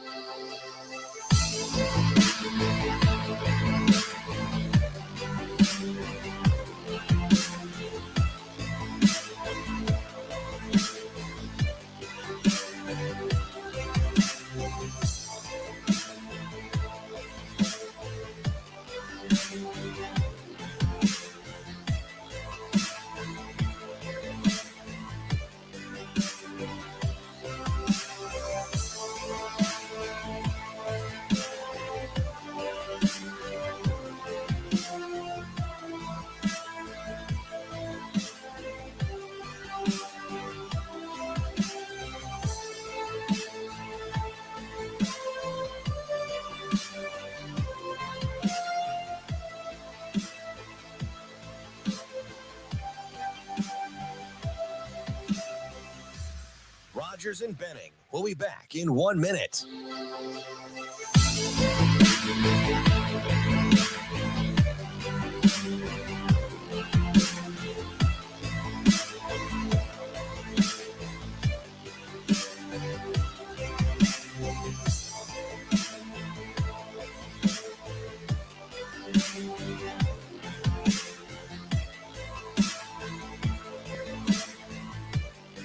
Rogers and Benning will be back in 30 seconds.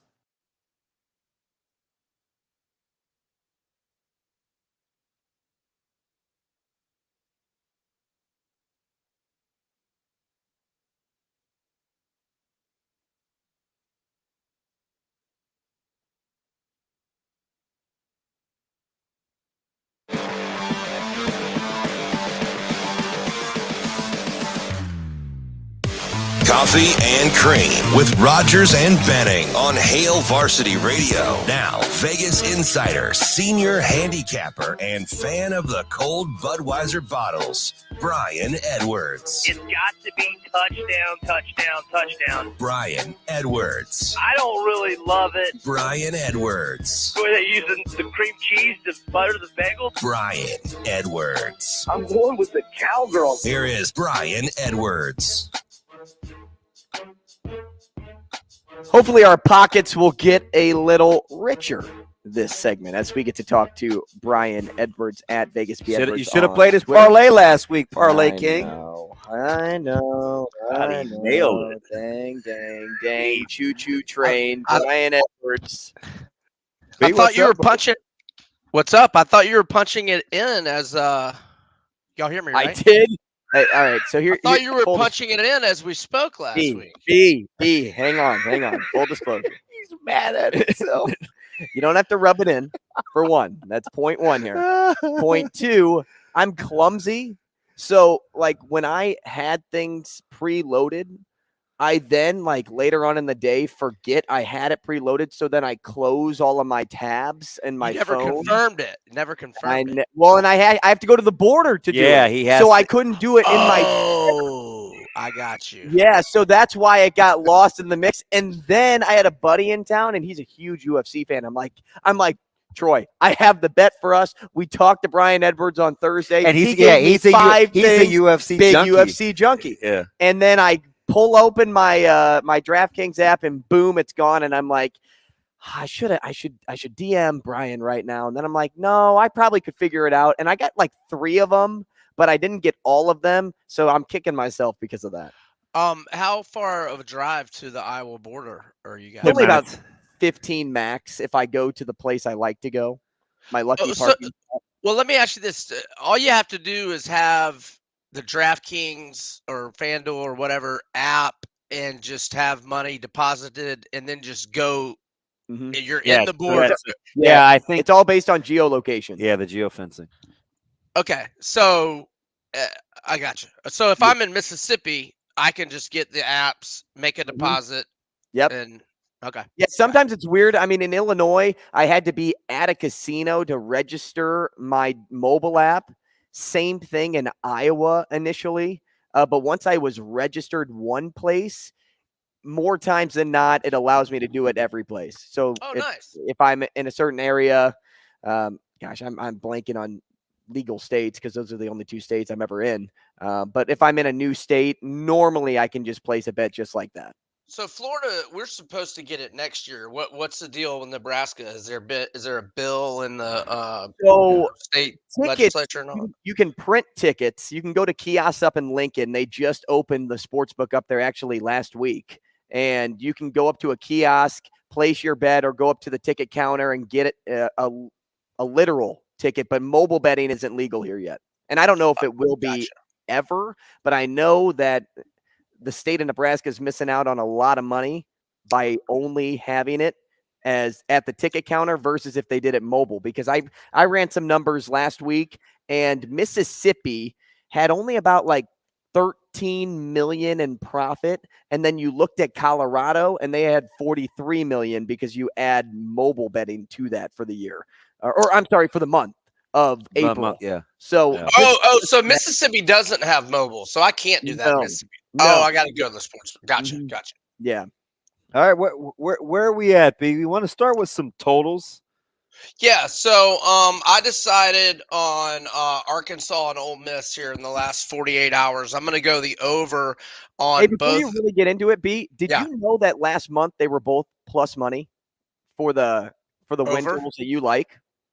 Well, I know DraftKings still is on Arkansas at plus 125, but that number is 7. Like at FanDuel, the number for Arkansas is 6.5, and the over is minus 122. So I'd rather pay the minus 122 and be able to cash a winner on 7. Now, tell me what you're thinking on Ole Miss. I'm not sure if that was plus. I know minus 105 at Circa for 7.5 on Ole Miss. Right.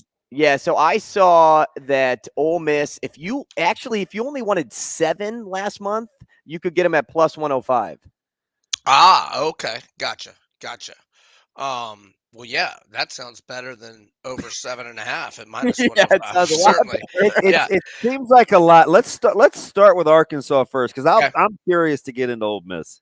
Okay, so Arkansas, look, they weren't good on defense last year, and they lost a lot of guys, but they did an awesome job of hitting the portal, not just for talent, but veteran talent on the defensive side. So they got 18 transfers, 5 were 4-stars, and their transfer-specific class was number 11 per 247 Sports. So they got defensive end John Morgan from Pitt, 14 career sacks. They got Trajan Jeffcoat from Missouri, 29 career starts at Missouri. They got 2 DBs, Walcott and Johnson, who between them have 33 career starts at Baylor. They got a D tackle, Rose from La Tech, 32 career starts. Probably the best of them, Antonio Greer, a linebacker from USF, 27 career starts, 238 tackles, 10 sacks.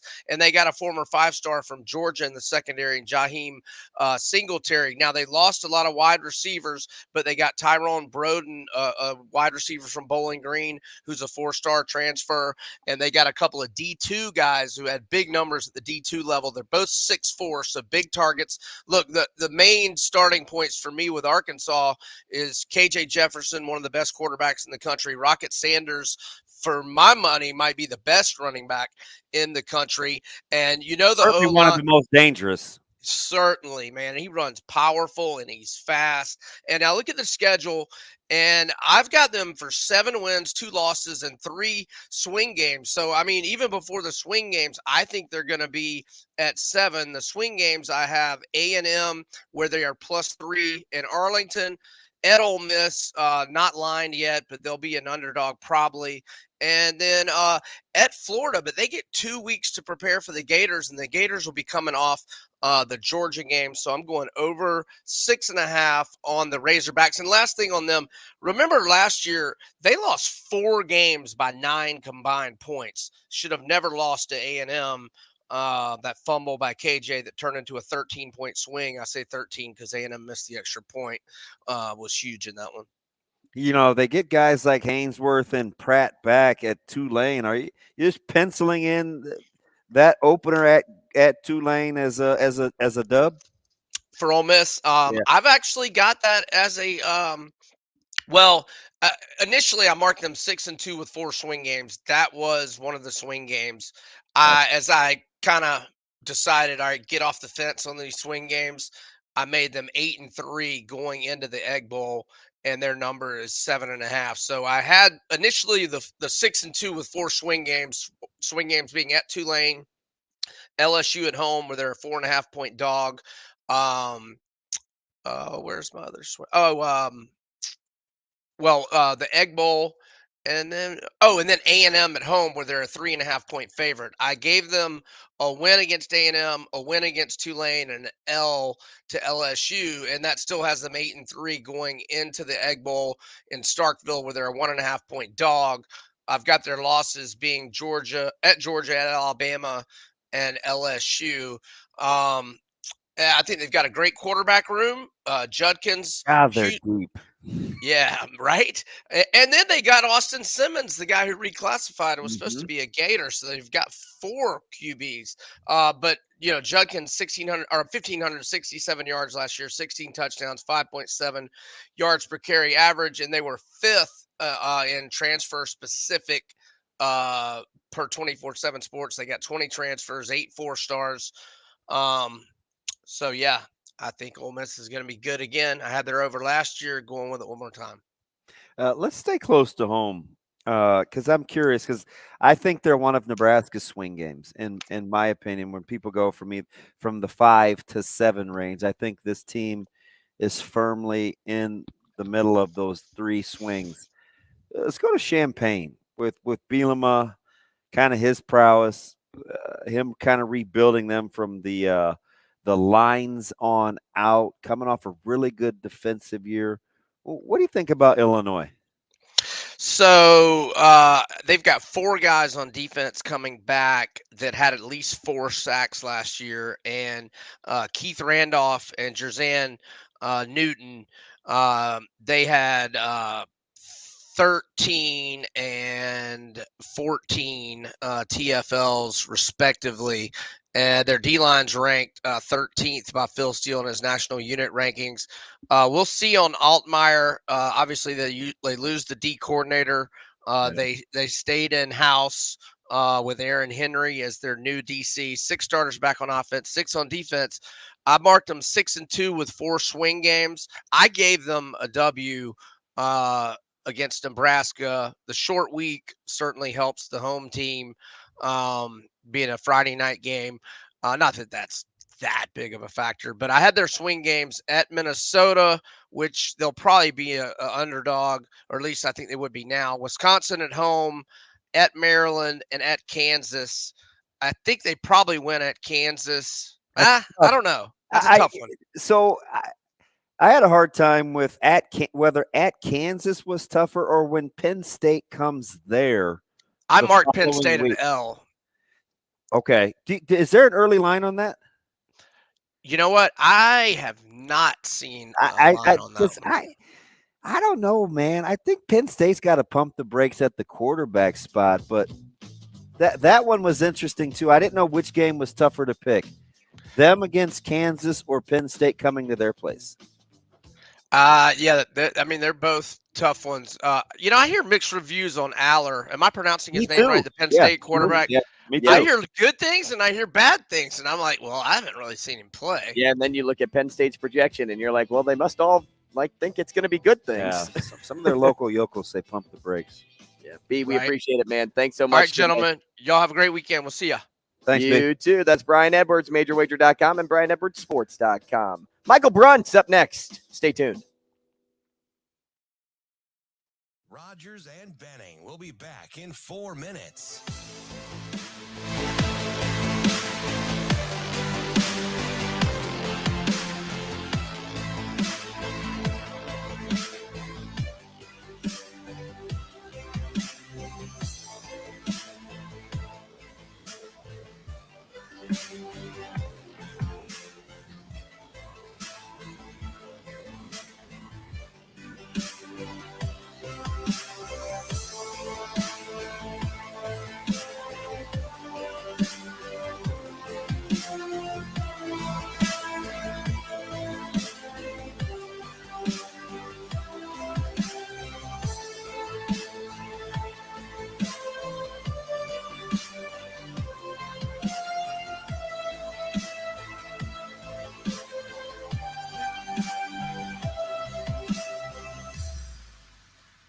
Rogers and Benning will be back in 3 minutes.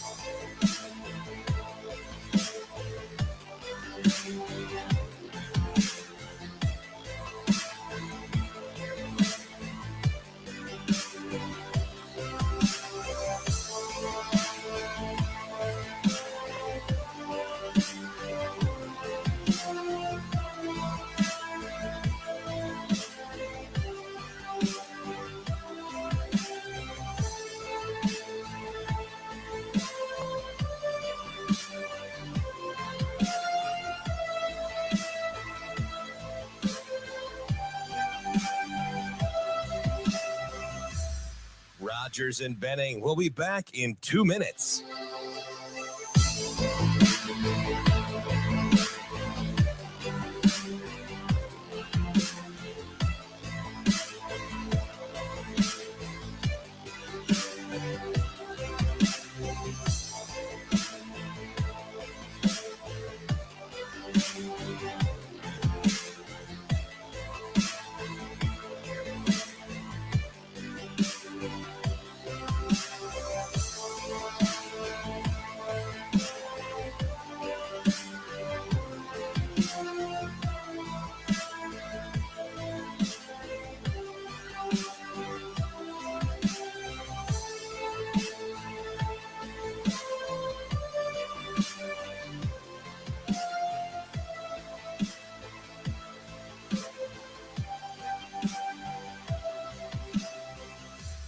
Rogers and Benning will be back in 1 minute.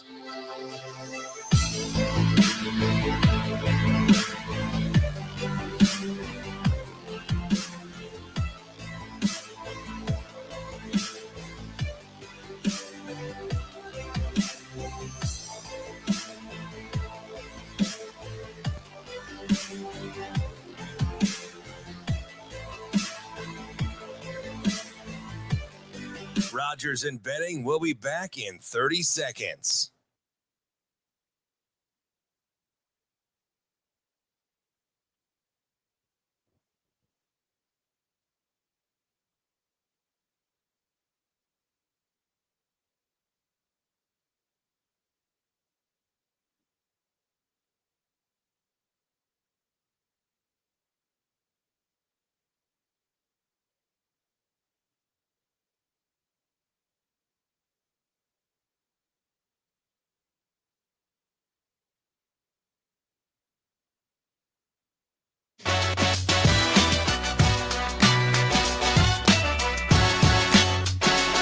Coffee and Cream with Rogers and Benning on Hail Varsity Radio. I feel like we are talking to DBs. I'm not gonna label a number here. I feel like we are talking to one of DB's favorite guests. Old MBZ? Yeah, this is your guy. Yeah, he's a funny dude. Michael Bruntz, snarky, smart as all heck, and smart. Yeah, that's what I meant. Smart as all heck. As we welcome Michael Bruntz to the show. Bruntz, this is perfect. I'm going to mess with you. You could almost call it a game. You good to go, Domingo? Wow. As far as perfect games go, was that like the most casual perfect game ever? Oh, yes. Yeah. Did anybody get the ESPN update saying, hey, Herman's pitched 7, perfect innings? Because I didn't.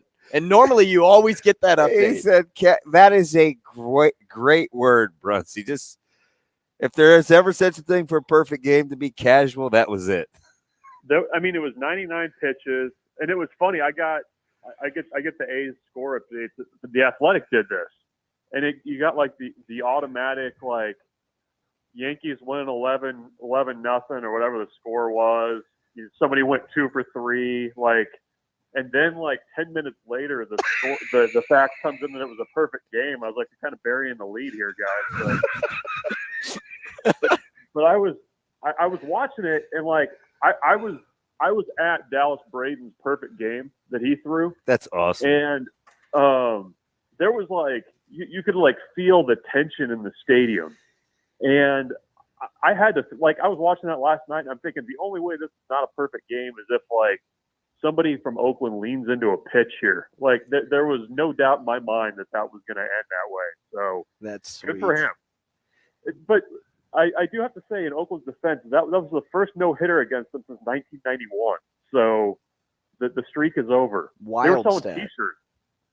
Hey, they were selling T-shirts. Hey, there's a group in Oakland that was selling T-shirts after they announced the move. That it was like, well, at least we haven't been no-hit in like 5,000 games or something like that. Well, you guys have kind of become this sympathetic figure. Even the commissioner was like, "Hey, I feel really bad." Like, you're a fan. No, he wasn't. He wasn't, and he followed that up with like, "Well, they should have shown up for games." Well, that's not the problem.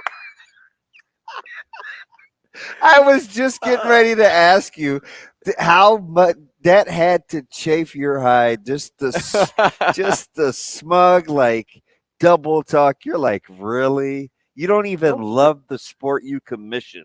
How are you speaking on this? Nobody hates baseball more than Rob Manfred. I believe that wholeheartedly. I'll stand with you there. I'll stand with you.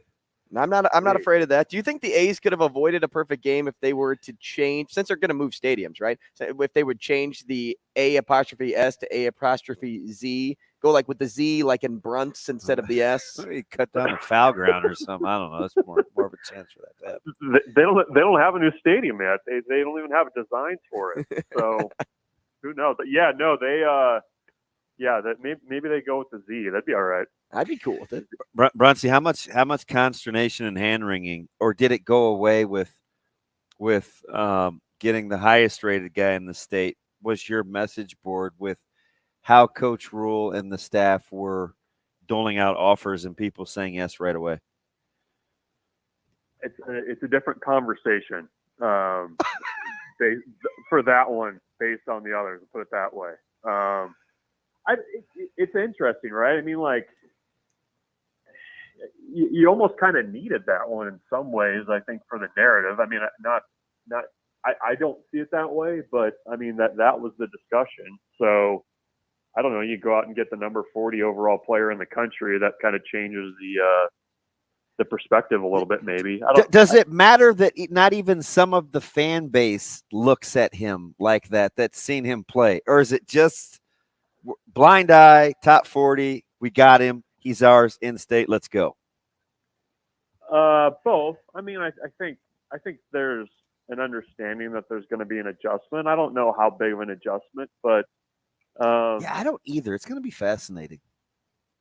But I don't know. I mean, you probably played against people in your career and where, you had like a step up in competition. And I'm always kind of the thought that, if you're an athlete, it's going to play, like I sure, like you're going to have, different schemes with moving to 11 man and the players are certainly going to be bigger that you're going up against and all that. But I don't know. I mean, I guess if you're starting from the point you are with him, that seems like you're going to have an easier transition there than what most people are going to have. But so you know what you know what I think it is. I think this is just me. This is because you're talking about the guys that I've seen or guys that have a step up. You know what the difference is, in my opinion, and I don't know if this is going to be this way with Carter Nelson, but it's one of the things that I compare him to Fedoni. See, because he's not Thomas. Thomas, in my opinion, was a significantly better high school player, but it's not the physical attributes. It's this thing about Fedoni where he's so gosh darn mean-spirited and competitive, right? Like, he has to be the best. It's very, very important to him to make sure that he gives it to you every chance he gets. I think when guys change competition, it's the emotional change, not the physical, because you're going to have some bad nights. You're going to have some bad days. You're going to have some days where people are better than you. So it's all quick. It's all on how you can get acclimated to it, because it's going to be a shock emotionally, not physically, in my opinion. Yeah, that's an interesting. I'd never thought of it that way. Do you know what I mean? Yeah, no, that makes sense. And the thing I wonder with Carter too, you know, and it's not just him. I mean, this is the case with a lot of guys, but I think especially when you have somebody that does the events in track and field that he does, that plays as much basketball. You also kind of wonder with, okay, you get to Lincoln and you're doing nothing but football, and you're doing football specific strength and conditioning, and that piece of it too, I wonder, I believe will help him tremendously. 1,000%. That I think that very same thing in my own household. I cannot wait until he just trains for football. Because I don't know. I mean, especially guys that play basketball, it's almost impossible, I feel like, to really gain significant weight. You're kind of always fighting that. I mean, if you're, you know, doing a high jump like Nelson is, I mean, you can't get too big for that. I mean, there's limitations there. I mean, I even think about that with some of the guys that were in Nebraska's class last year. I mean, some of the jumpers there too. I mean, it's just a different conversation when you're more football focused. But I mean, that's what I'm kind of eager to see with him too, is, you know, if you're just doing football 24 hours a day, you know, 365, you know, what does that kind of look like? And I think that'll, you know, certainly benefit him too. How about a guy like Jalen Lloyd? Just imagine Lloyd just putting some meat on his bones, just training for football specific. No, I know. Like, yeah, that's kind of scary. I mean, I know he's a $165, but man, like, I think that's a really good point too, Bruntz. So we'll trade good points. Hey, there you go. It's a good point tennis match here. I mean, Jeremiah Charles is kind of the same way, right? Like a guy that's an elite jumper that, you know, you kind of wonder what that looks like. I mean, I know they're going to do track too, but yeah. So stay there. What does the dual purpose then do? Because I mean, the focus here was like, hey, I can't wait till they train for football. But then you get the handful of guys that are going to do both, and their body sizes are going to have to be a little bit different from sport to sport. Yeah, I don't know. That's for somebody that has way more knowledge and way more experience than I do. So I see it in wrestling play out more, Bruntz. You know, like those tweener guys that wrestled at like, you know, 89 or 205, or well, those are 89's an old weight, but that kept their weight down. Like, I don't think it's going to matter for Tyson Terry. I mean, it's going to be a heavyweight. He's going to be a heavyweight, but it will change his conditioning and flexibility after a certain amount of time, right? Well, yeah, I mean, and there's a difference too. I think when you get over 300, right? Like if you're adding, you know, 20 or 25 more pounds to a kid's frame, I mean, there's going to be implications for that, and kind of how it kind of gets into your strength staff being really smart about how you add the weight, because I mean, there's good weight and bad weight. You got to figure out how you keep the explosiveness and the flexibility if you're just putting weight on like that. Bruntz, we just got done talking about win totals with Brian Edwards, and yesterday DB and I talked about how Nebraska was listed for the first time that I saw, or given 7 wins, or the over 6.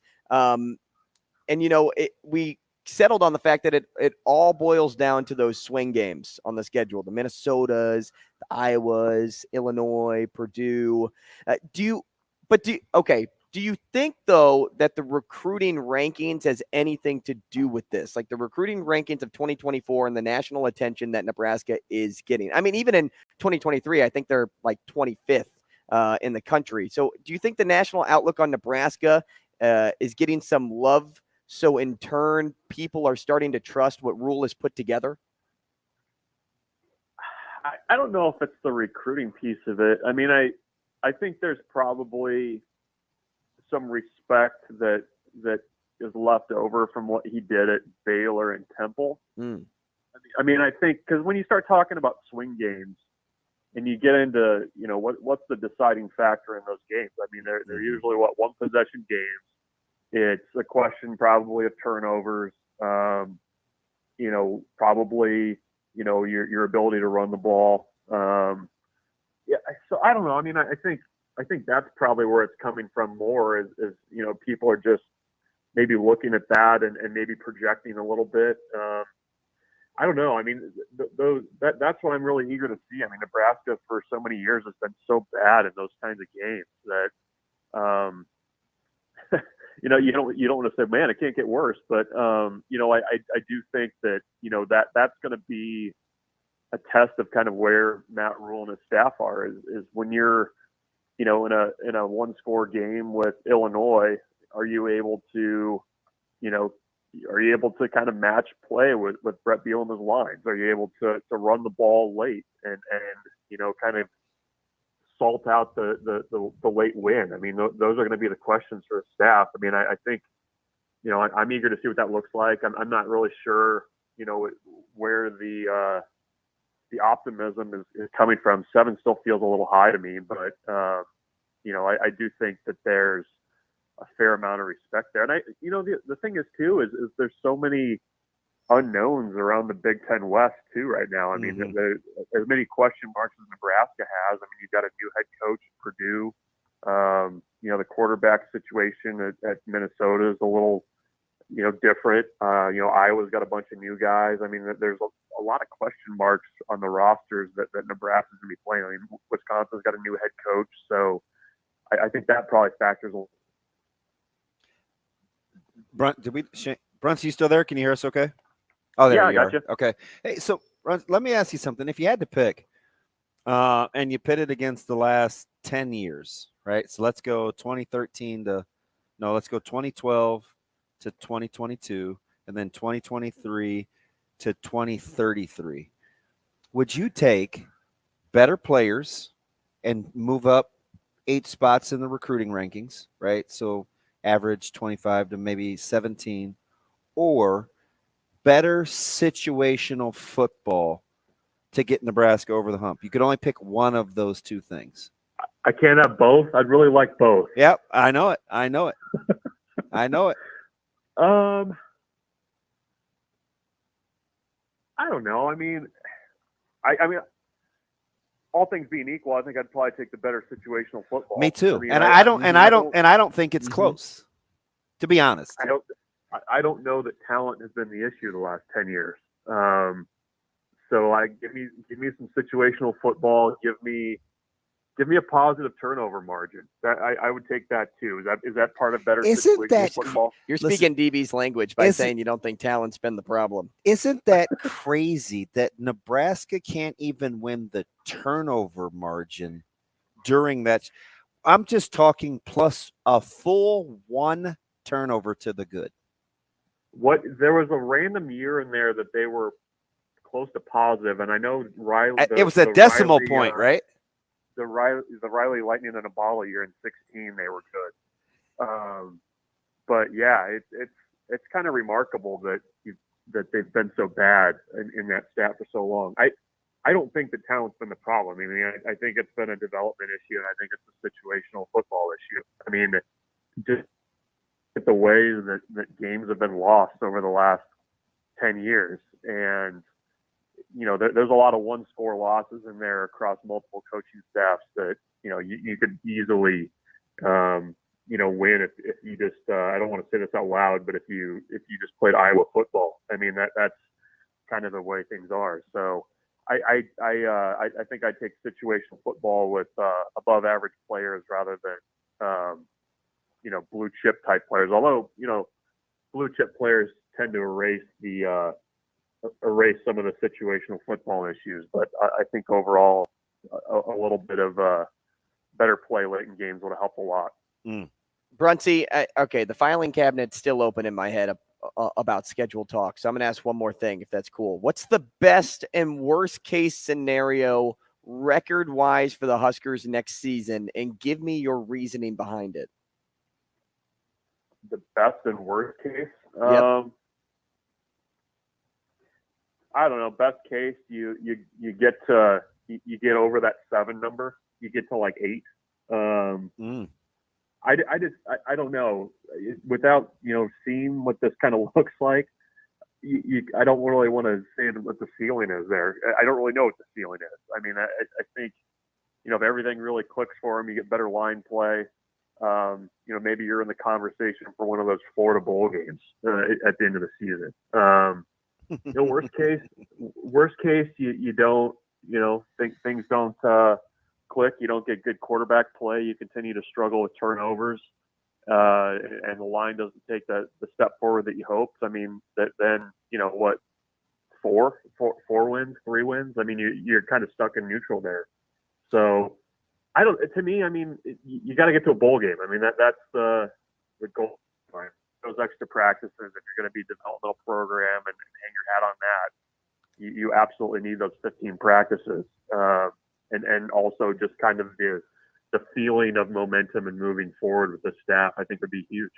So I think Minnesota is going to look a little different offensively, especially since I think the strength of their team, it may be playing catch. And I know Galifianakis, I get it, the throwing prowess and a running quarterback, but they're not as deep at the running back spot. So I'm kind of curious, right? They lose a couple of their top leading tacklers. When Michael Bruntz is asked about going to Minnesota on a Thursday night, how close or not is that game to a toss-up in your head? I would consider it a toss-up. Me too. I absolutely do too.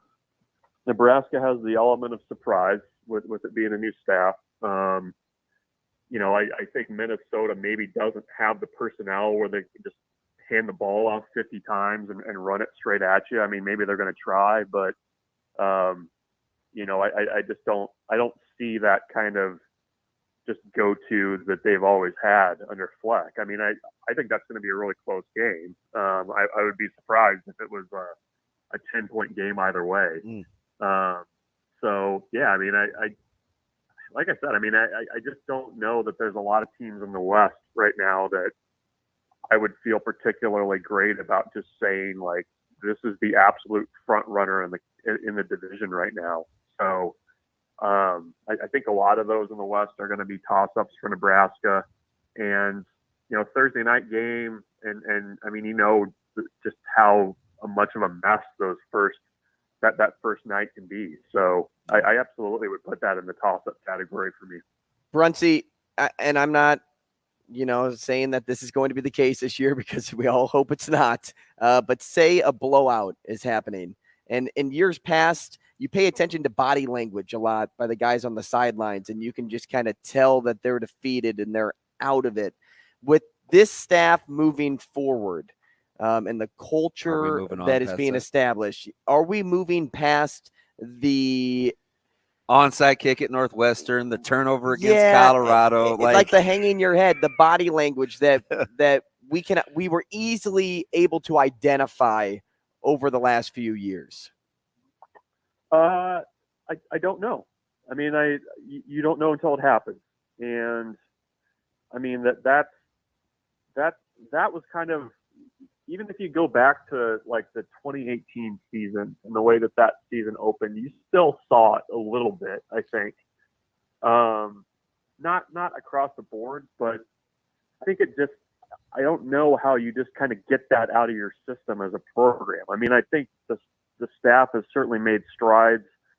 I don't think that there's a question about buy-in, but you never really know until you have that kind of a scenario. I mean, let's say, they run the opening kickback for a touchdown.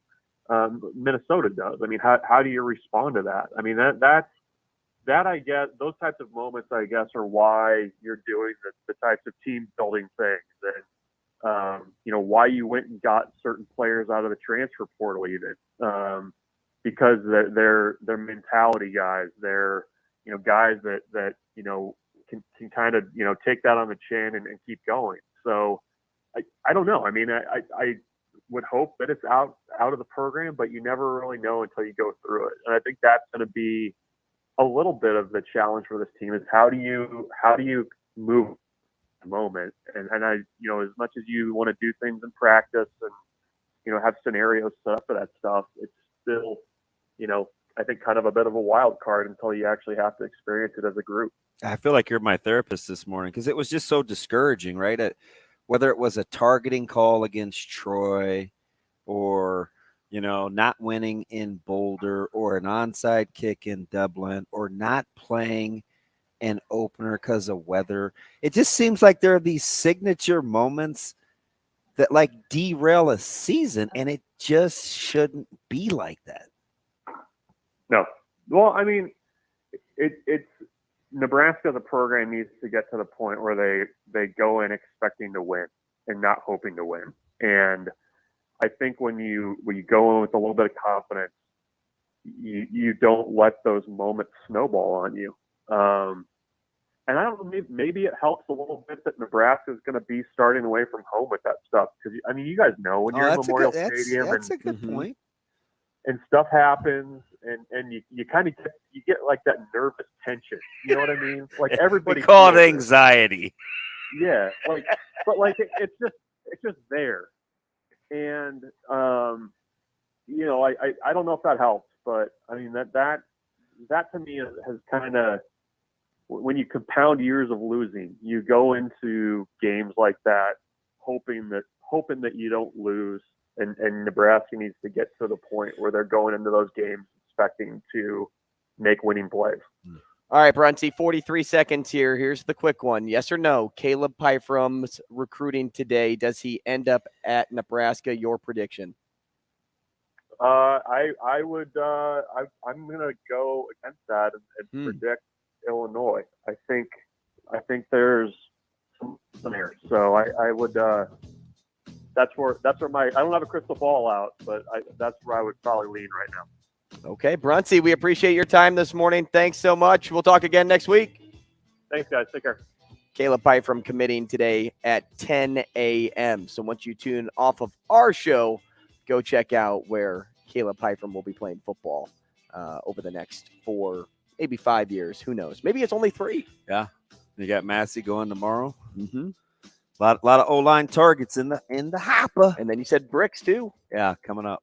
So stay tuned for that. We have the Sports Six-Pack coming your way next. Rogers and Benning will be back in 5 minutes.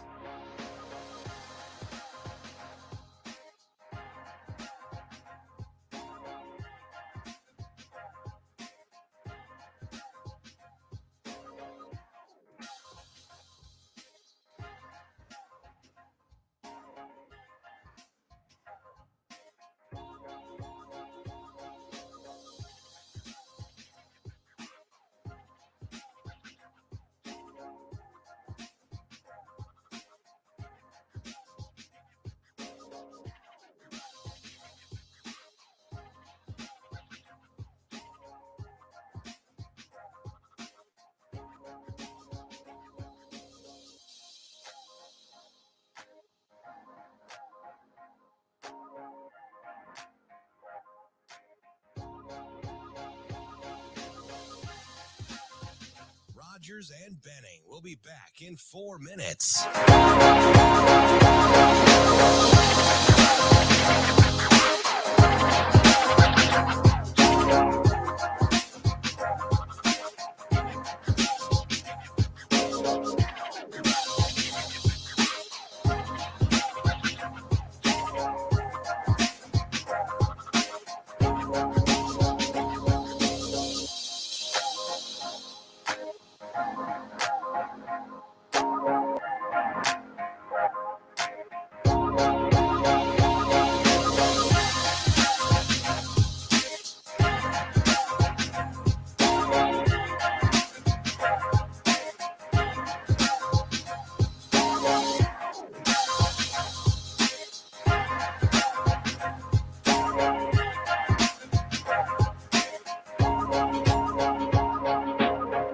Rogers and Benning will be back in 3 minutes.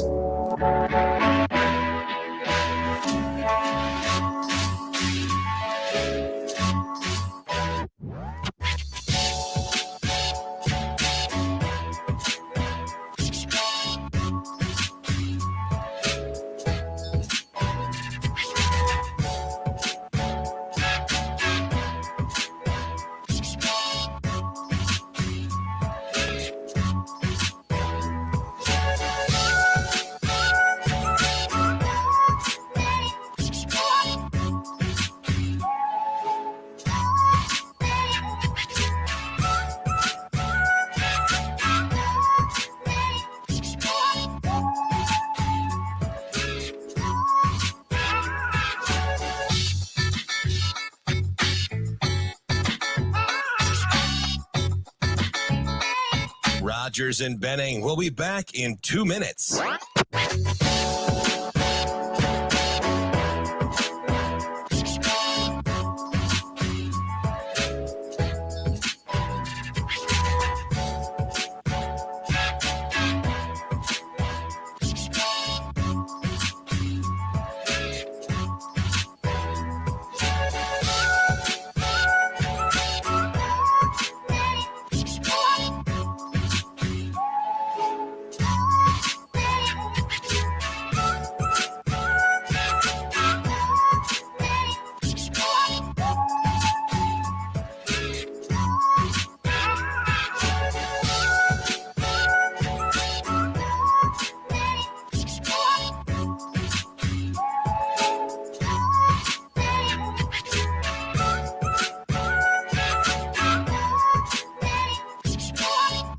Rogers and Benning will be back in 1 minute.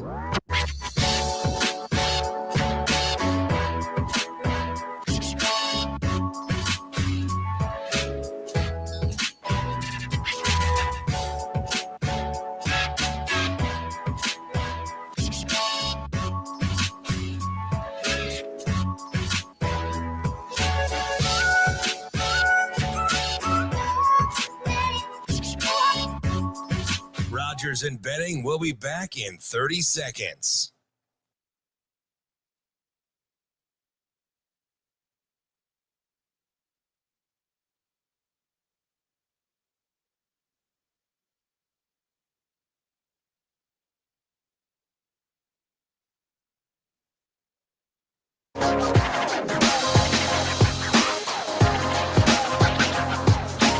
Coffee and Cream with Rogers and Benning on Hail Varsity Radio. Time now for the Sports Six-Pack on Coffee and Cream with Andrew Rogers and Damon Benning. Presented by Zipline Brewing Company, makers of Dear Old Nebraska Brew, the official beer of Nebraska alumni. It is that time, the Sports Six-Pack, and we are here to tell you a little bit about where you can find Zipline Brewing, as they are the official sponsor of the Sports Six-Pack. How about checking out the Beer Lounge? The Zipline Beer Lounge boasts oversized lounge chairs, couches, a fireplace, shuffleboard, and a full-service lending library. West Omaha neighbors will enjoy the freshest year-round seasonal beers. And then in that inside soft interior / outdoor patio, it's a great environment for a beer, a game, a read, or a chat. Check out Zipline Brewing. You didn't like soft interior, did you? Man, you smiled at that. It's kind of weird. What's the oversized lounge chairs? Yeah, that's kind of weird. They're comfy. I lived next to somebody that has a lending library, and I didn't know what it was until I met your mother. Until you met me. Well, yeah, you were the liaison. Yes. The informant in between, the go-between. You've been just taking books. You haven't been replacing.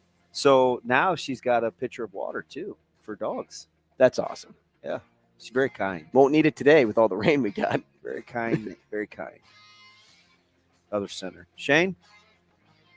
Question number 1. Mike. Bruce in Norfolk. What's up, Bruce? You wanted NFL talk. Here you go. Are the Lions clear favorites to win the NFC North? To answer your question, yes. We could move on to the next question. Not buying it. I mean, the free world is in on the Lions winning this division. Yeah, I don't know if I can count out the Vikings ever. I'm taking the Vikings. That's a team that, look, they could win 5 games or they could win 12. But here's the thing, though, with Detroit. That offense is sensational. They're like, very good. Go but back don't and tell me look that at the Goff's, NFL hasn't figured it out. Go back and look at Goff's numbers. Like, he is absolutely he's hated on in Detroit. Seriously. He's got a lot of weapons. A lot of guys on the outside. They added Montgomery to add a little toughness, some pass blocking, which is good for that team because they need it. Swift couldn't provide pass blocking. Montgomery can. But I still am not in on the fact that they're going to be a team that wins 10, 11 games and can easily take – because we're talking about, are they easy favorites? They're the clear-cut fave. They are the favorite to win that division. I just don't know if they're clear-cut because Well, I'm telling you what the numbers right say. when you look at the actual numbers of a clear-cut favorite like the Chiefs or the Eagles, whoever, they're probably they have a minus symbol next to their line. The Lions don't have that. They're like plus 135. Then you'll get into territory with plus 280 with the Vikings, and then in the 400s for the Bears and Packers, which I don't think either team will win the North. Do I hope the Bears are competitive enough too? Yeah, of course. I hope they are every year. But I am more on the Vikings than I am on the Lions. But I will root for the Lions over the Vikings. So at quick glance, the only teams to be minus in the fave category are the Kansas City Chiefs, and who's the other team? Is it not the Eagles? It is the Philadelphia Eagles. So my two examples. So but it's just interesting because the clear cut for me this is clear cut plus 115 to win the division. The next what's the next one? Plus 275. That's pretty clear cut. So what is the next one for the Chiefs when they're minus? Well, if you start, because they're 225, so it's going to be significant. Okay. But that would be plus 275. Okay, and then what's the Eagles?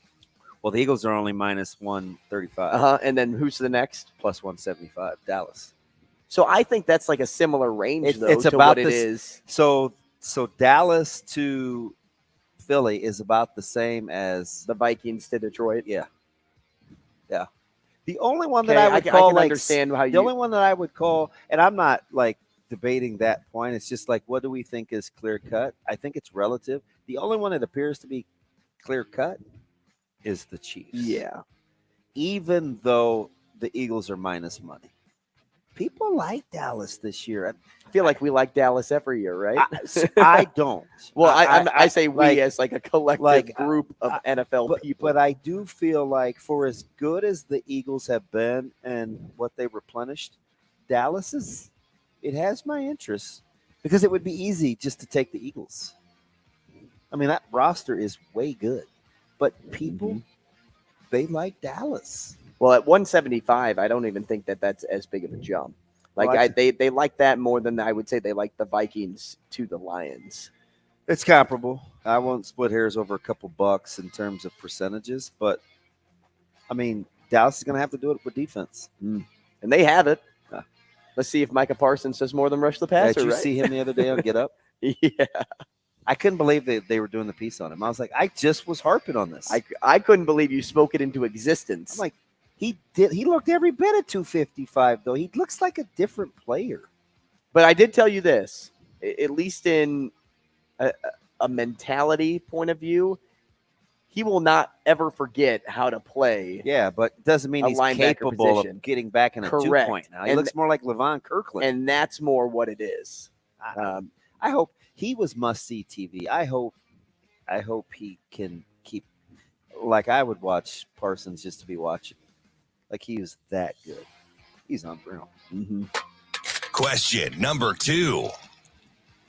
Denny in Omaha. What's up, Denny?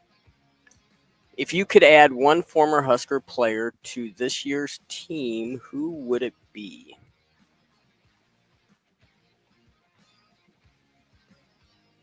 Damon Benning. I would take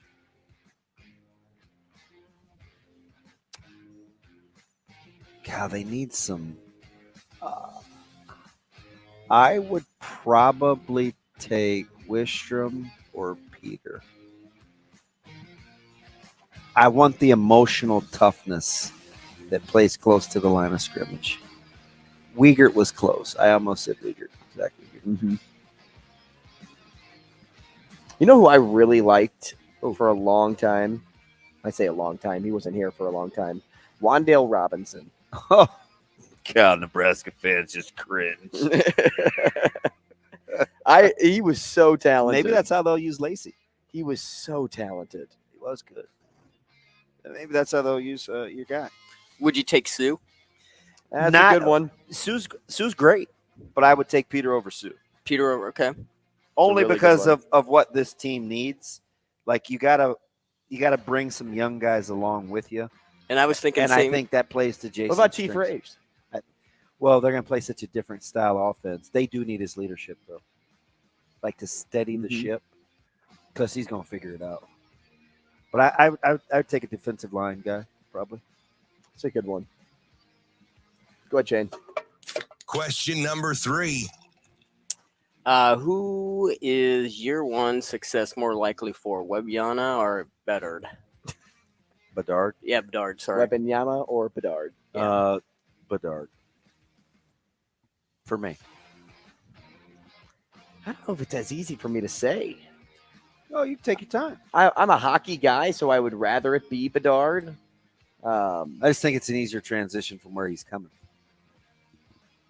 That, I mean, in its simplest form. How old's Wembanyama? 20, I believe. So, is Victor 20? Because when I think about a 17-year-old versus a 20-year-old, I would guess that a 20-year-old would be able to maturely make that transition more. But in hockey, it is different when you are that special 20. player. He'll be 20 in January. So Bedard can thrive more, I think, because it's more of a you have to execute as a team in order to be successful on the ice, versus in basketball, you can really take over a game if you're one person. Does Wembanyama have that gene to take over a game with this Spurs team? Skilled enough. But the ball's also got to go in the basket for the stats to replicate what you want out of him to compare him to Bedard. So I see what you're saying with Bedard. Just in overall likelihood to have success in year one. Yeah, I'll take Connor. We'll save the other 3 questions for the back end going into the break. But before we head into break, let me tell you about the Omaha Storm Chasers, because they're back in action and you should find yourself over at Werner Park. Did you get over there for Winning Wednesday, Career Day? No? Well, how about Replica Jersey Night tonight, DB? Ho, ho, ho. What do you got? Replica jersey. What are you wearing tonight? You going with your Zach Greinke? I don't have a Zach Greinke jersey. Zach Greinke. I don't have any Royals jerseys, which is why I need a replica jersey. Nicky Lopez. Nicky. Slick Field and Nicky Lopez. I like Bobby Witt. Who doesn't? Man. Continued 6-pack after the break. Rogers and Benning will be back in 4 minutes.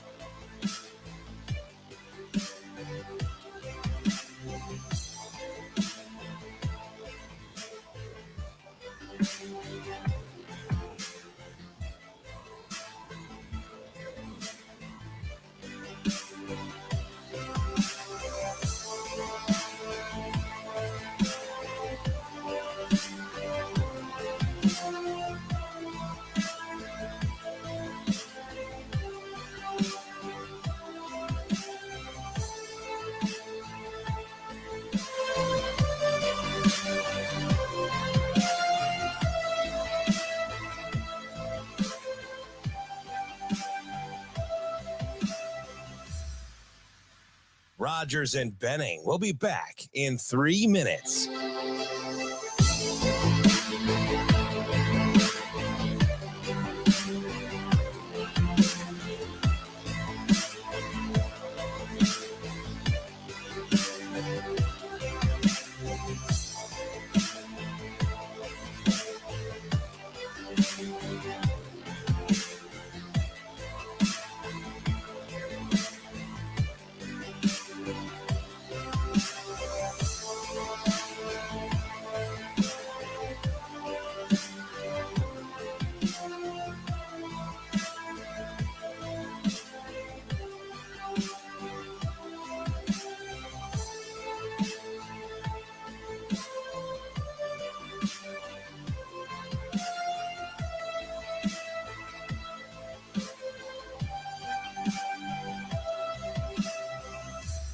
Rogers and Benning will be back in 2 minutes.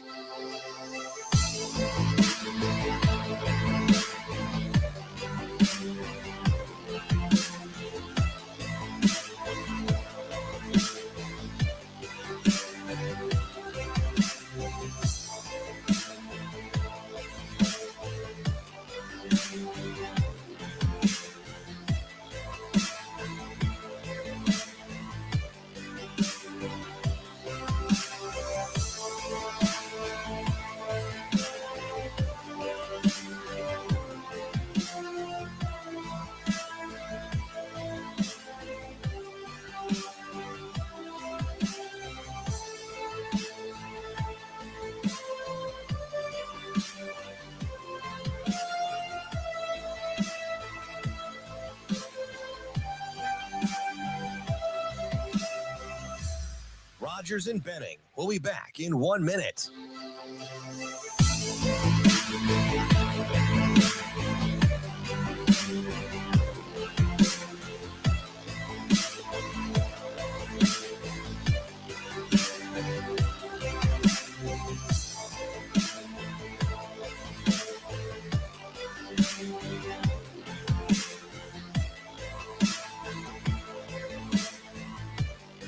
Rogers and Benning will be back in 30 seconds.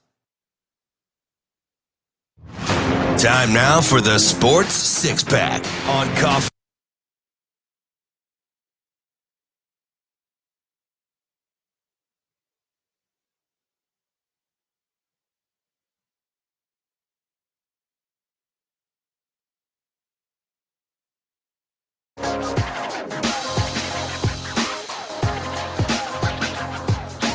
Coffee and Cream with Rogers and Benning on Hail Varsity Radio. Hey, Shane, your beer warm over there or what? You know he's a babysitter. Hey, maybe you should change professions. Maybe to a nurse? I don't get it. Nursing that drink? I don't get it. What do you mean? Oh, I just explained it. I don't get it. You don't get it? It's probably a good thing that you're not a nurse then. He's still like, hey. And I'm not talking about Nick. No, I'm talking about the profession. Shane, he's talking about carrying over the sports six pack. You still having your beer? Are you nursing your beer? We're still on question number 4. Man, you are such a dad. Breaking it down for the kid. I mean, my man is just over here looking at you like. Well, I'm drinking Talls.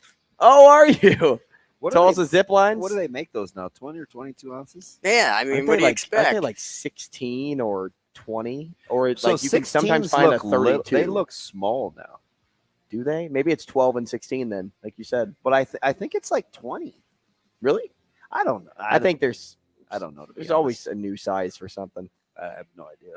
Well, size matters. How about the 8-ounce cans they use now? For like some those are energy weird drinks and stuff. I'm like, well, even beer cans, you can find 8-ounce Bud Lights out there. That like the minis? Are those 8 or 4? I think they're 8. If they're 4, oh man, that'd be crazy. So I was looking at TikTok recipes yesterday for beer cheese, like brats. And guy, it's on TikTok. He used Coors and he only poured like a little bit in there, just enough to cover the brats. And then he took the brats out, he steamed them, and put them on the grill, and then put the cheese in. I'm like, did he drink the rest of that beer? Or did he just, or like, what did he do with it? I'm sure he drank a lot of times it was unless it's stinky Schaefer beer for that, right? Unless it's Schaefer, like he's probably not buying Coors by choice, regular Coors, right? But if it was a stinky beer, what's a stinky beer? Like an old beer, like something you just use for cooking, then you just dump out the rest. Oh yeah, I don't know, Shane. That'd be a 4-ouncer. No, I'm drinking Talls. You get ginger beer in Question number 4. That makes sense. Yeah. Would you rather be a translator for a MLB team? Not what I thought he was going to say. I wasn't going to say transformer. Yeah, Optimus Prime. Thank goodness. Oh, did you see? And he's not talking about transportation either. Anyway, let me stay dialed in here. Let's go. What? Would I rather be what? Would you rather be a transformer for a MLB team and know one language outside of your native tongue, or know many languages, but you can't ever use that skill to work in sports as a transformer? I'd rather be the translator and not have to work in sports. I would do international business and stay paid. I'd be rich. I think being zero question. I think an MLB translator is the coolest job. Oh, because you just stand by and listen to somebody speak in Spanish and then you translate to the media. I think that's cool. Microsoft going to do business in Taiwan? Hey, get my flight. I'm with you. Let's go. Hey, I'm talking Gallup, about working with an MLB Gallup, team. You going over? You need me to speak, Burmese, like pythons. I got you. We're going to Burma. You don't have to tell me that the better skill is to have the language repertoire. Now, I'm not going in any of these war-torn countries. If I can be an MLB translator, I'm choosing that all day, every day. Yeah, knock yourself out. I just make up stuff. Can you imagine? I would. He's saying something hey, like, Man, yeah, Dale. Yeah, you're the dumbest person ever for asking that question. Complete game one hitter. How do you feel? And you'd say something, and he's like, it's a stupid question. How do you think I feel? Like, why do you guys ask me how I feel? I just threw a one hitter, and I would be the chancellor, and I'd say, it was a special night, a lot of fans back in front of 40K. Oh no, I was thinking the other way around. And then the player says it's a special night, and you're like, but you do. How do you think the lady that got caught signing the wrong thing during the national anthem? She was just faking. Mm-hmm. Don't be that guy or gal. Go ahead then, Liquid. Question number 5. Jacob in Omaha. What's up, Mr. Padilla? What's your ideal trade? What is your ideal trade ID? What? For Lillard. What is your ideal trade for Lillard? Hold on. Before you go anywhere. Trade idea for Lillard. He goes ID. I said ideal trade for ID. I get it. Ideal trade. What is your ideal trade idea for Lillard? Okay. Boy, that's also would you like to see him go, or are those two different questions? I'd like to see Lillard moved. I would like to see Damian Lillard in Miami. I would not. I would like to see Damian Lillard in San Antonio. Working with Victor Wembanyama. Yes. Or Wembanyama, as our little friend likes to say. Would you stop? Why are you so... We're doing too much right now. You're shattering his confidence. Just poking him. I'd like to see him in San Antonio. San Antonio has all those first-round picks. Quietly where I wouldn't mind, because the Bulls need a shakeup. Oh, if he went to Chicago.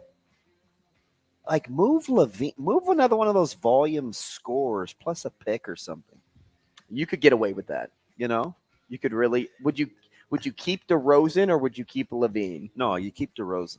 Easily, hands down, couldn't agree more. But Zach LaVine is a stud and can take over games, but he's not Lillard. Yeah. Go like Kobe White, Levine, and a pick. Move Lillard. I don't know. You're good. I'd wash my hands with that. Shane, how are you a Bulls fan? You don't even like the NBA. Why can't I be a fan of a team and not like the sport? Seems kind of futile, but that's just me. That is me in a nutshell. Question number 6. Michael and Lincoln, I have 2 questions. Andrew, what have you gathered over your short time living in Nebraska about the state, the people, and just the difference living in a place you didn't grow up? DB, you grew up here but did the NFL thing. What about your experience made you say, I never want to live anywhere else but Nebraska? Oh. Okay, so you know what I've gathered over my short time living in Nebraska? People are exceptionally nice.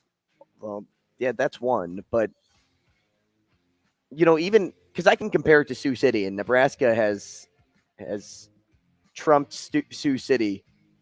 I mean, it's not even close. But it's that this state's a hard place to leave.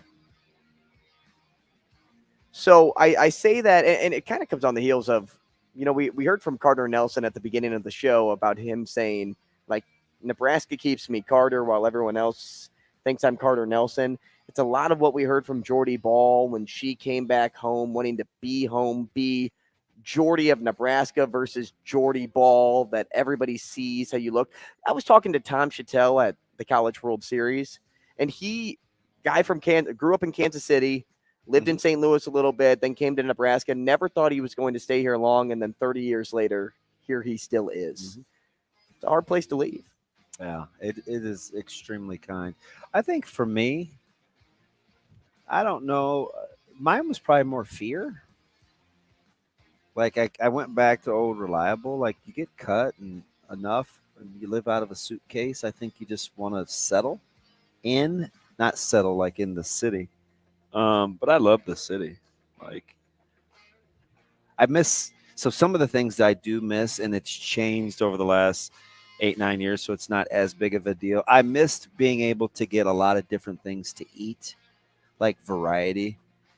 Where in other parts of the country, like let's say if I was in Charlotte or Washington or somewhere, like, for example, I could get like grits on the menu, or there was always good barbecue, or if I wanted seafood, you know what I mean? Mhm. So that kind of changed, but we've gotten so much better with the restaurant game. It's not as big of a deal anymore. But my family was here. Man, talk about advantage Nebraska in more ways than one. Yeah. The food scene is impressive. People sleep on the state. And it's hard for things to stay open, but there are a lot of good.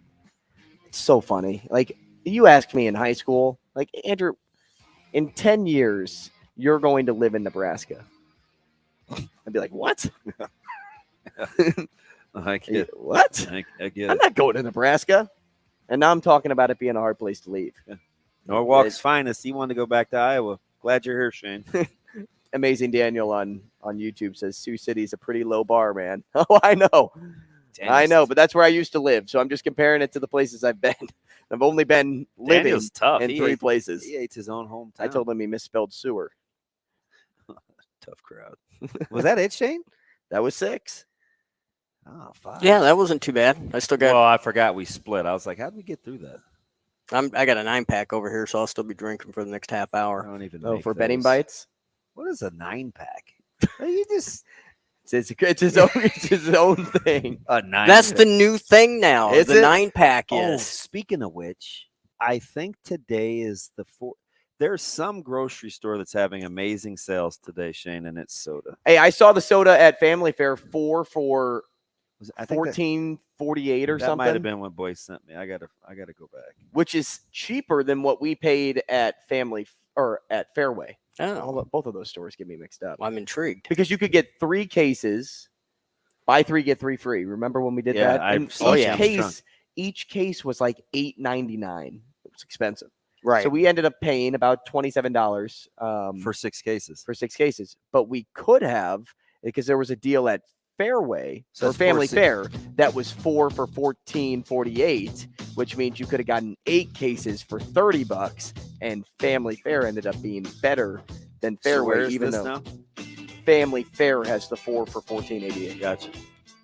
And you can go to Hy-Vee and get, if you spend $60, get 40 cents off your fuel savings. And your guy, I can't. Is it John? Is it some? Who's the guy that sends you all the Hy-Vee? Oh, like, yeah, deals? they had chicken breasts, 99 cents. a pound. 99 cents. He sent me that too. Yeah, he's a good dude. Hey, ask me if I went. Oh, I did. Oh, I did. I appreciate all the people out there. We'll be back tomorrow. I'll be wearing a replica jersey.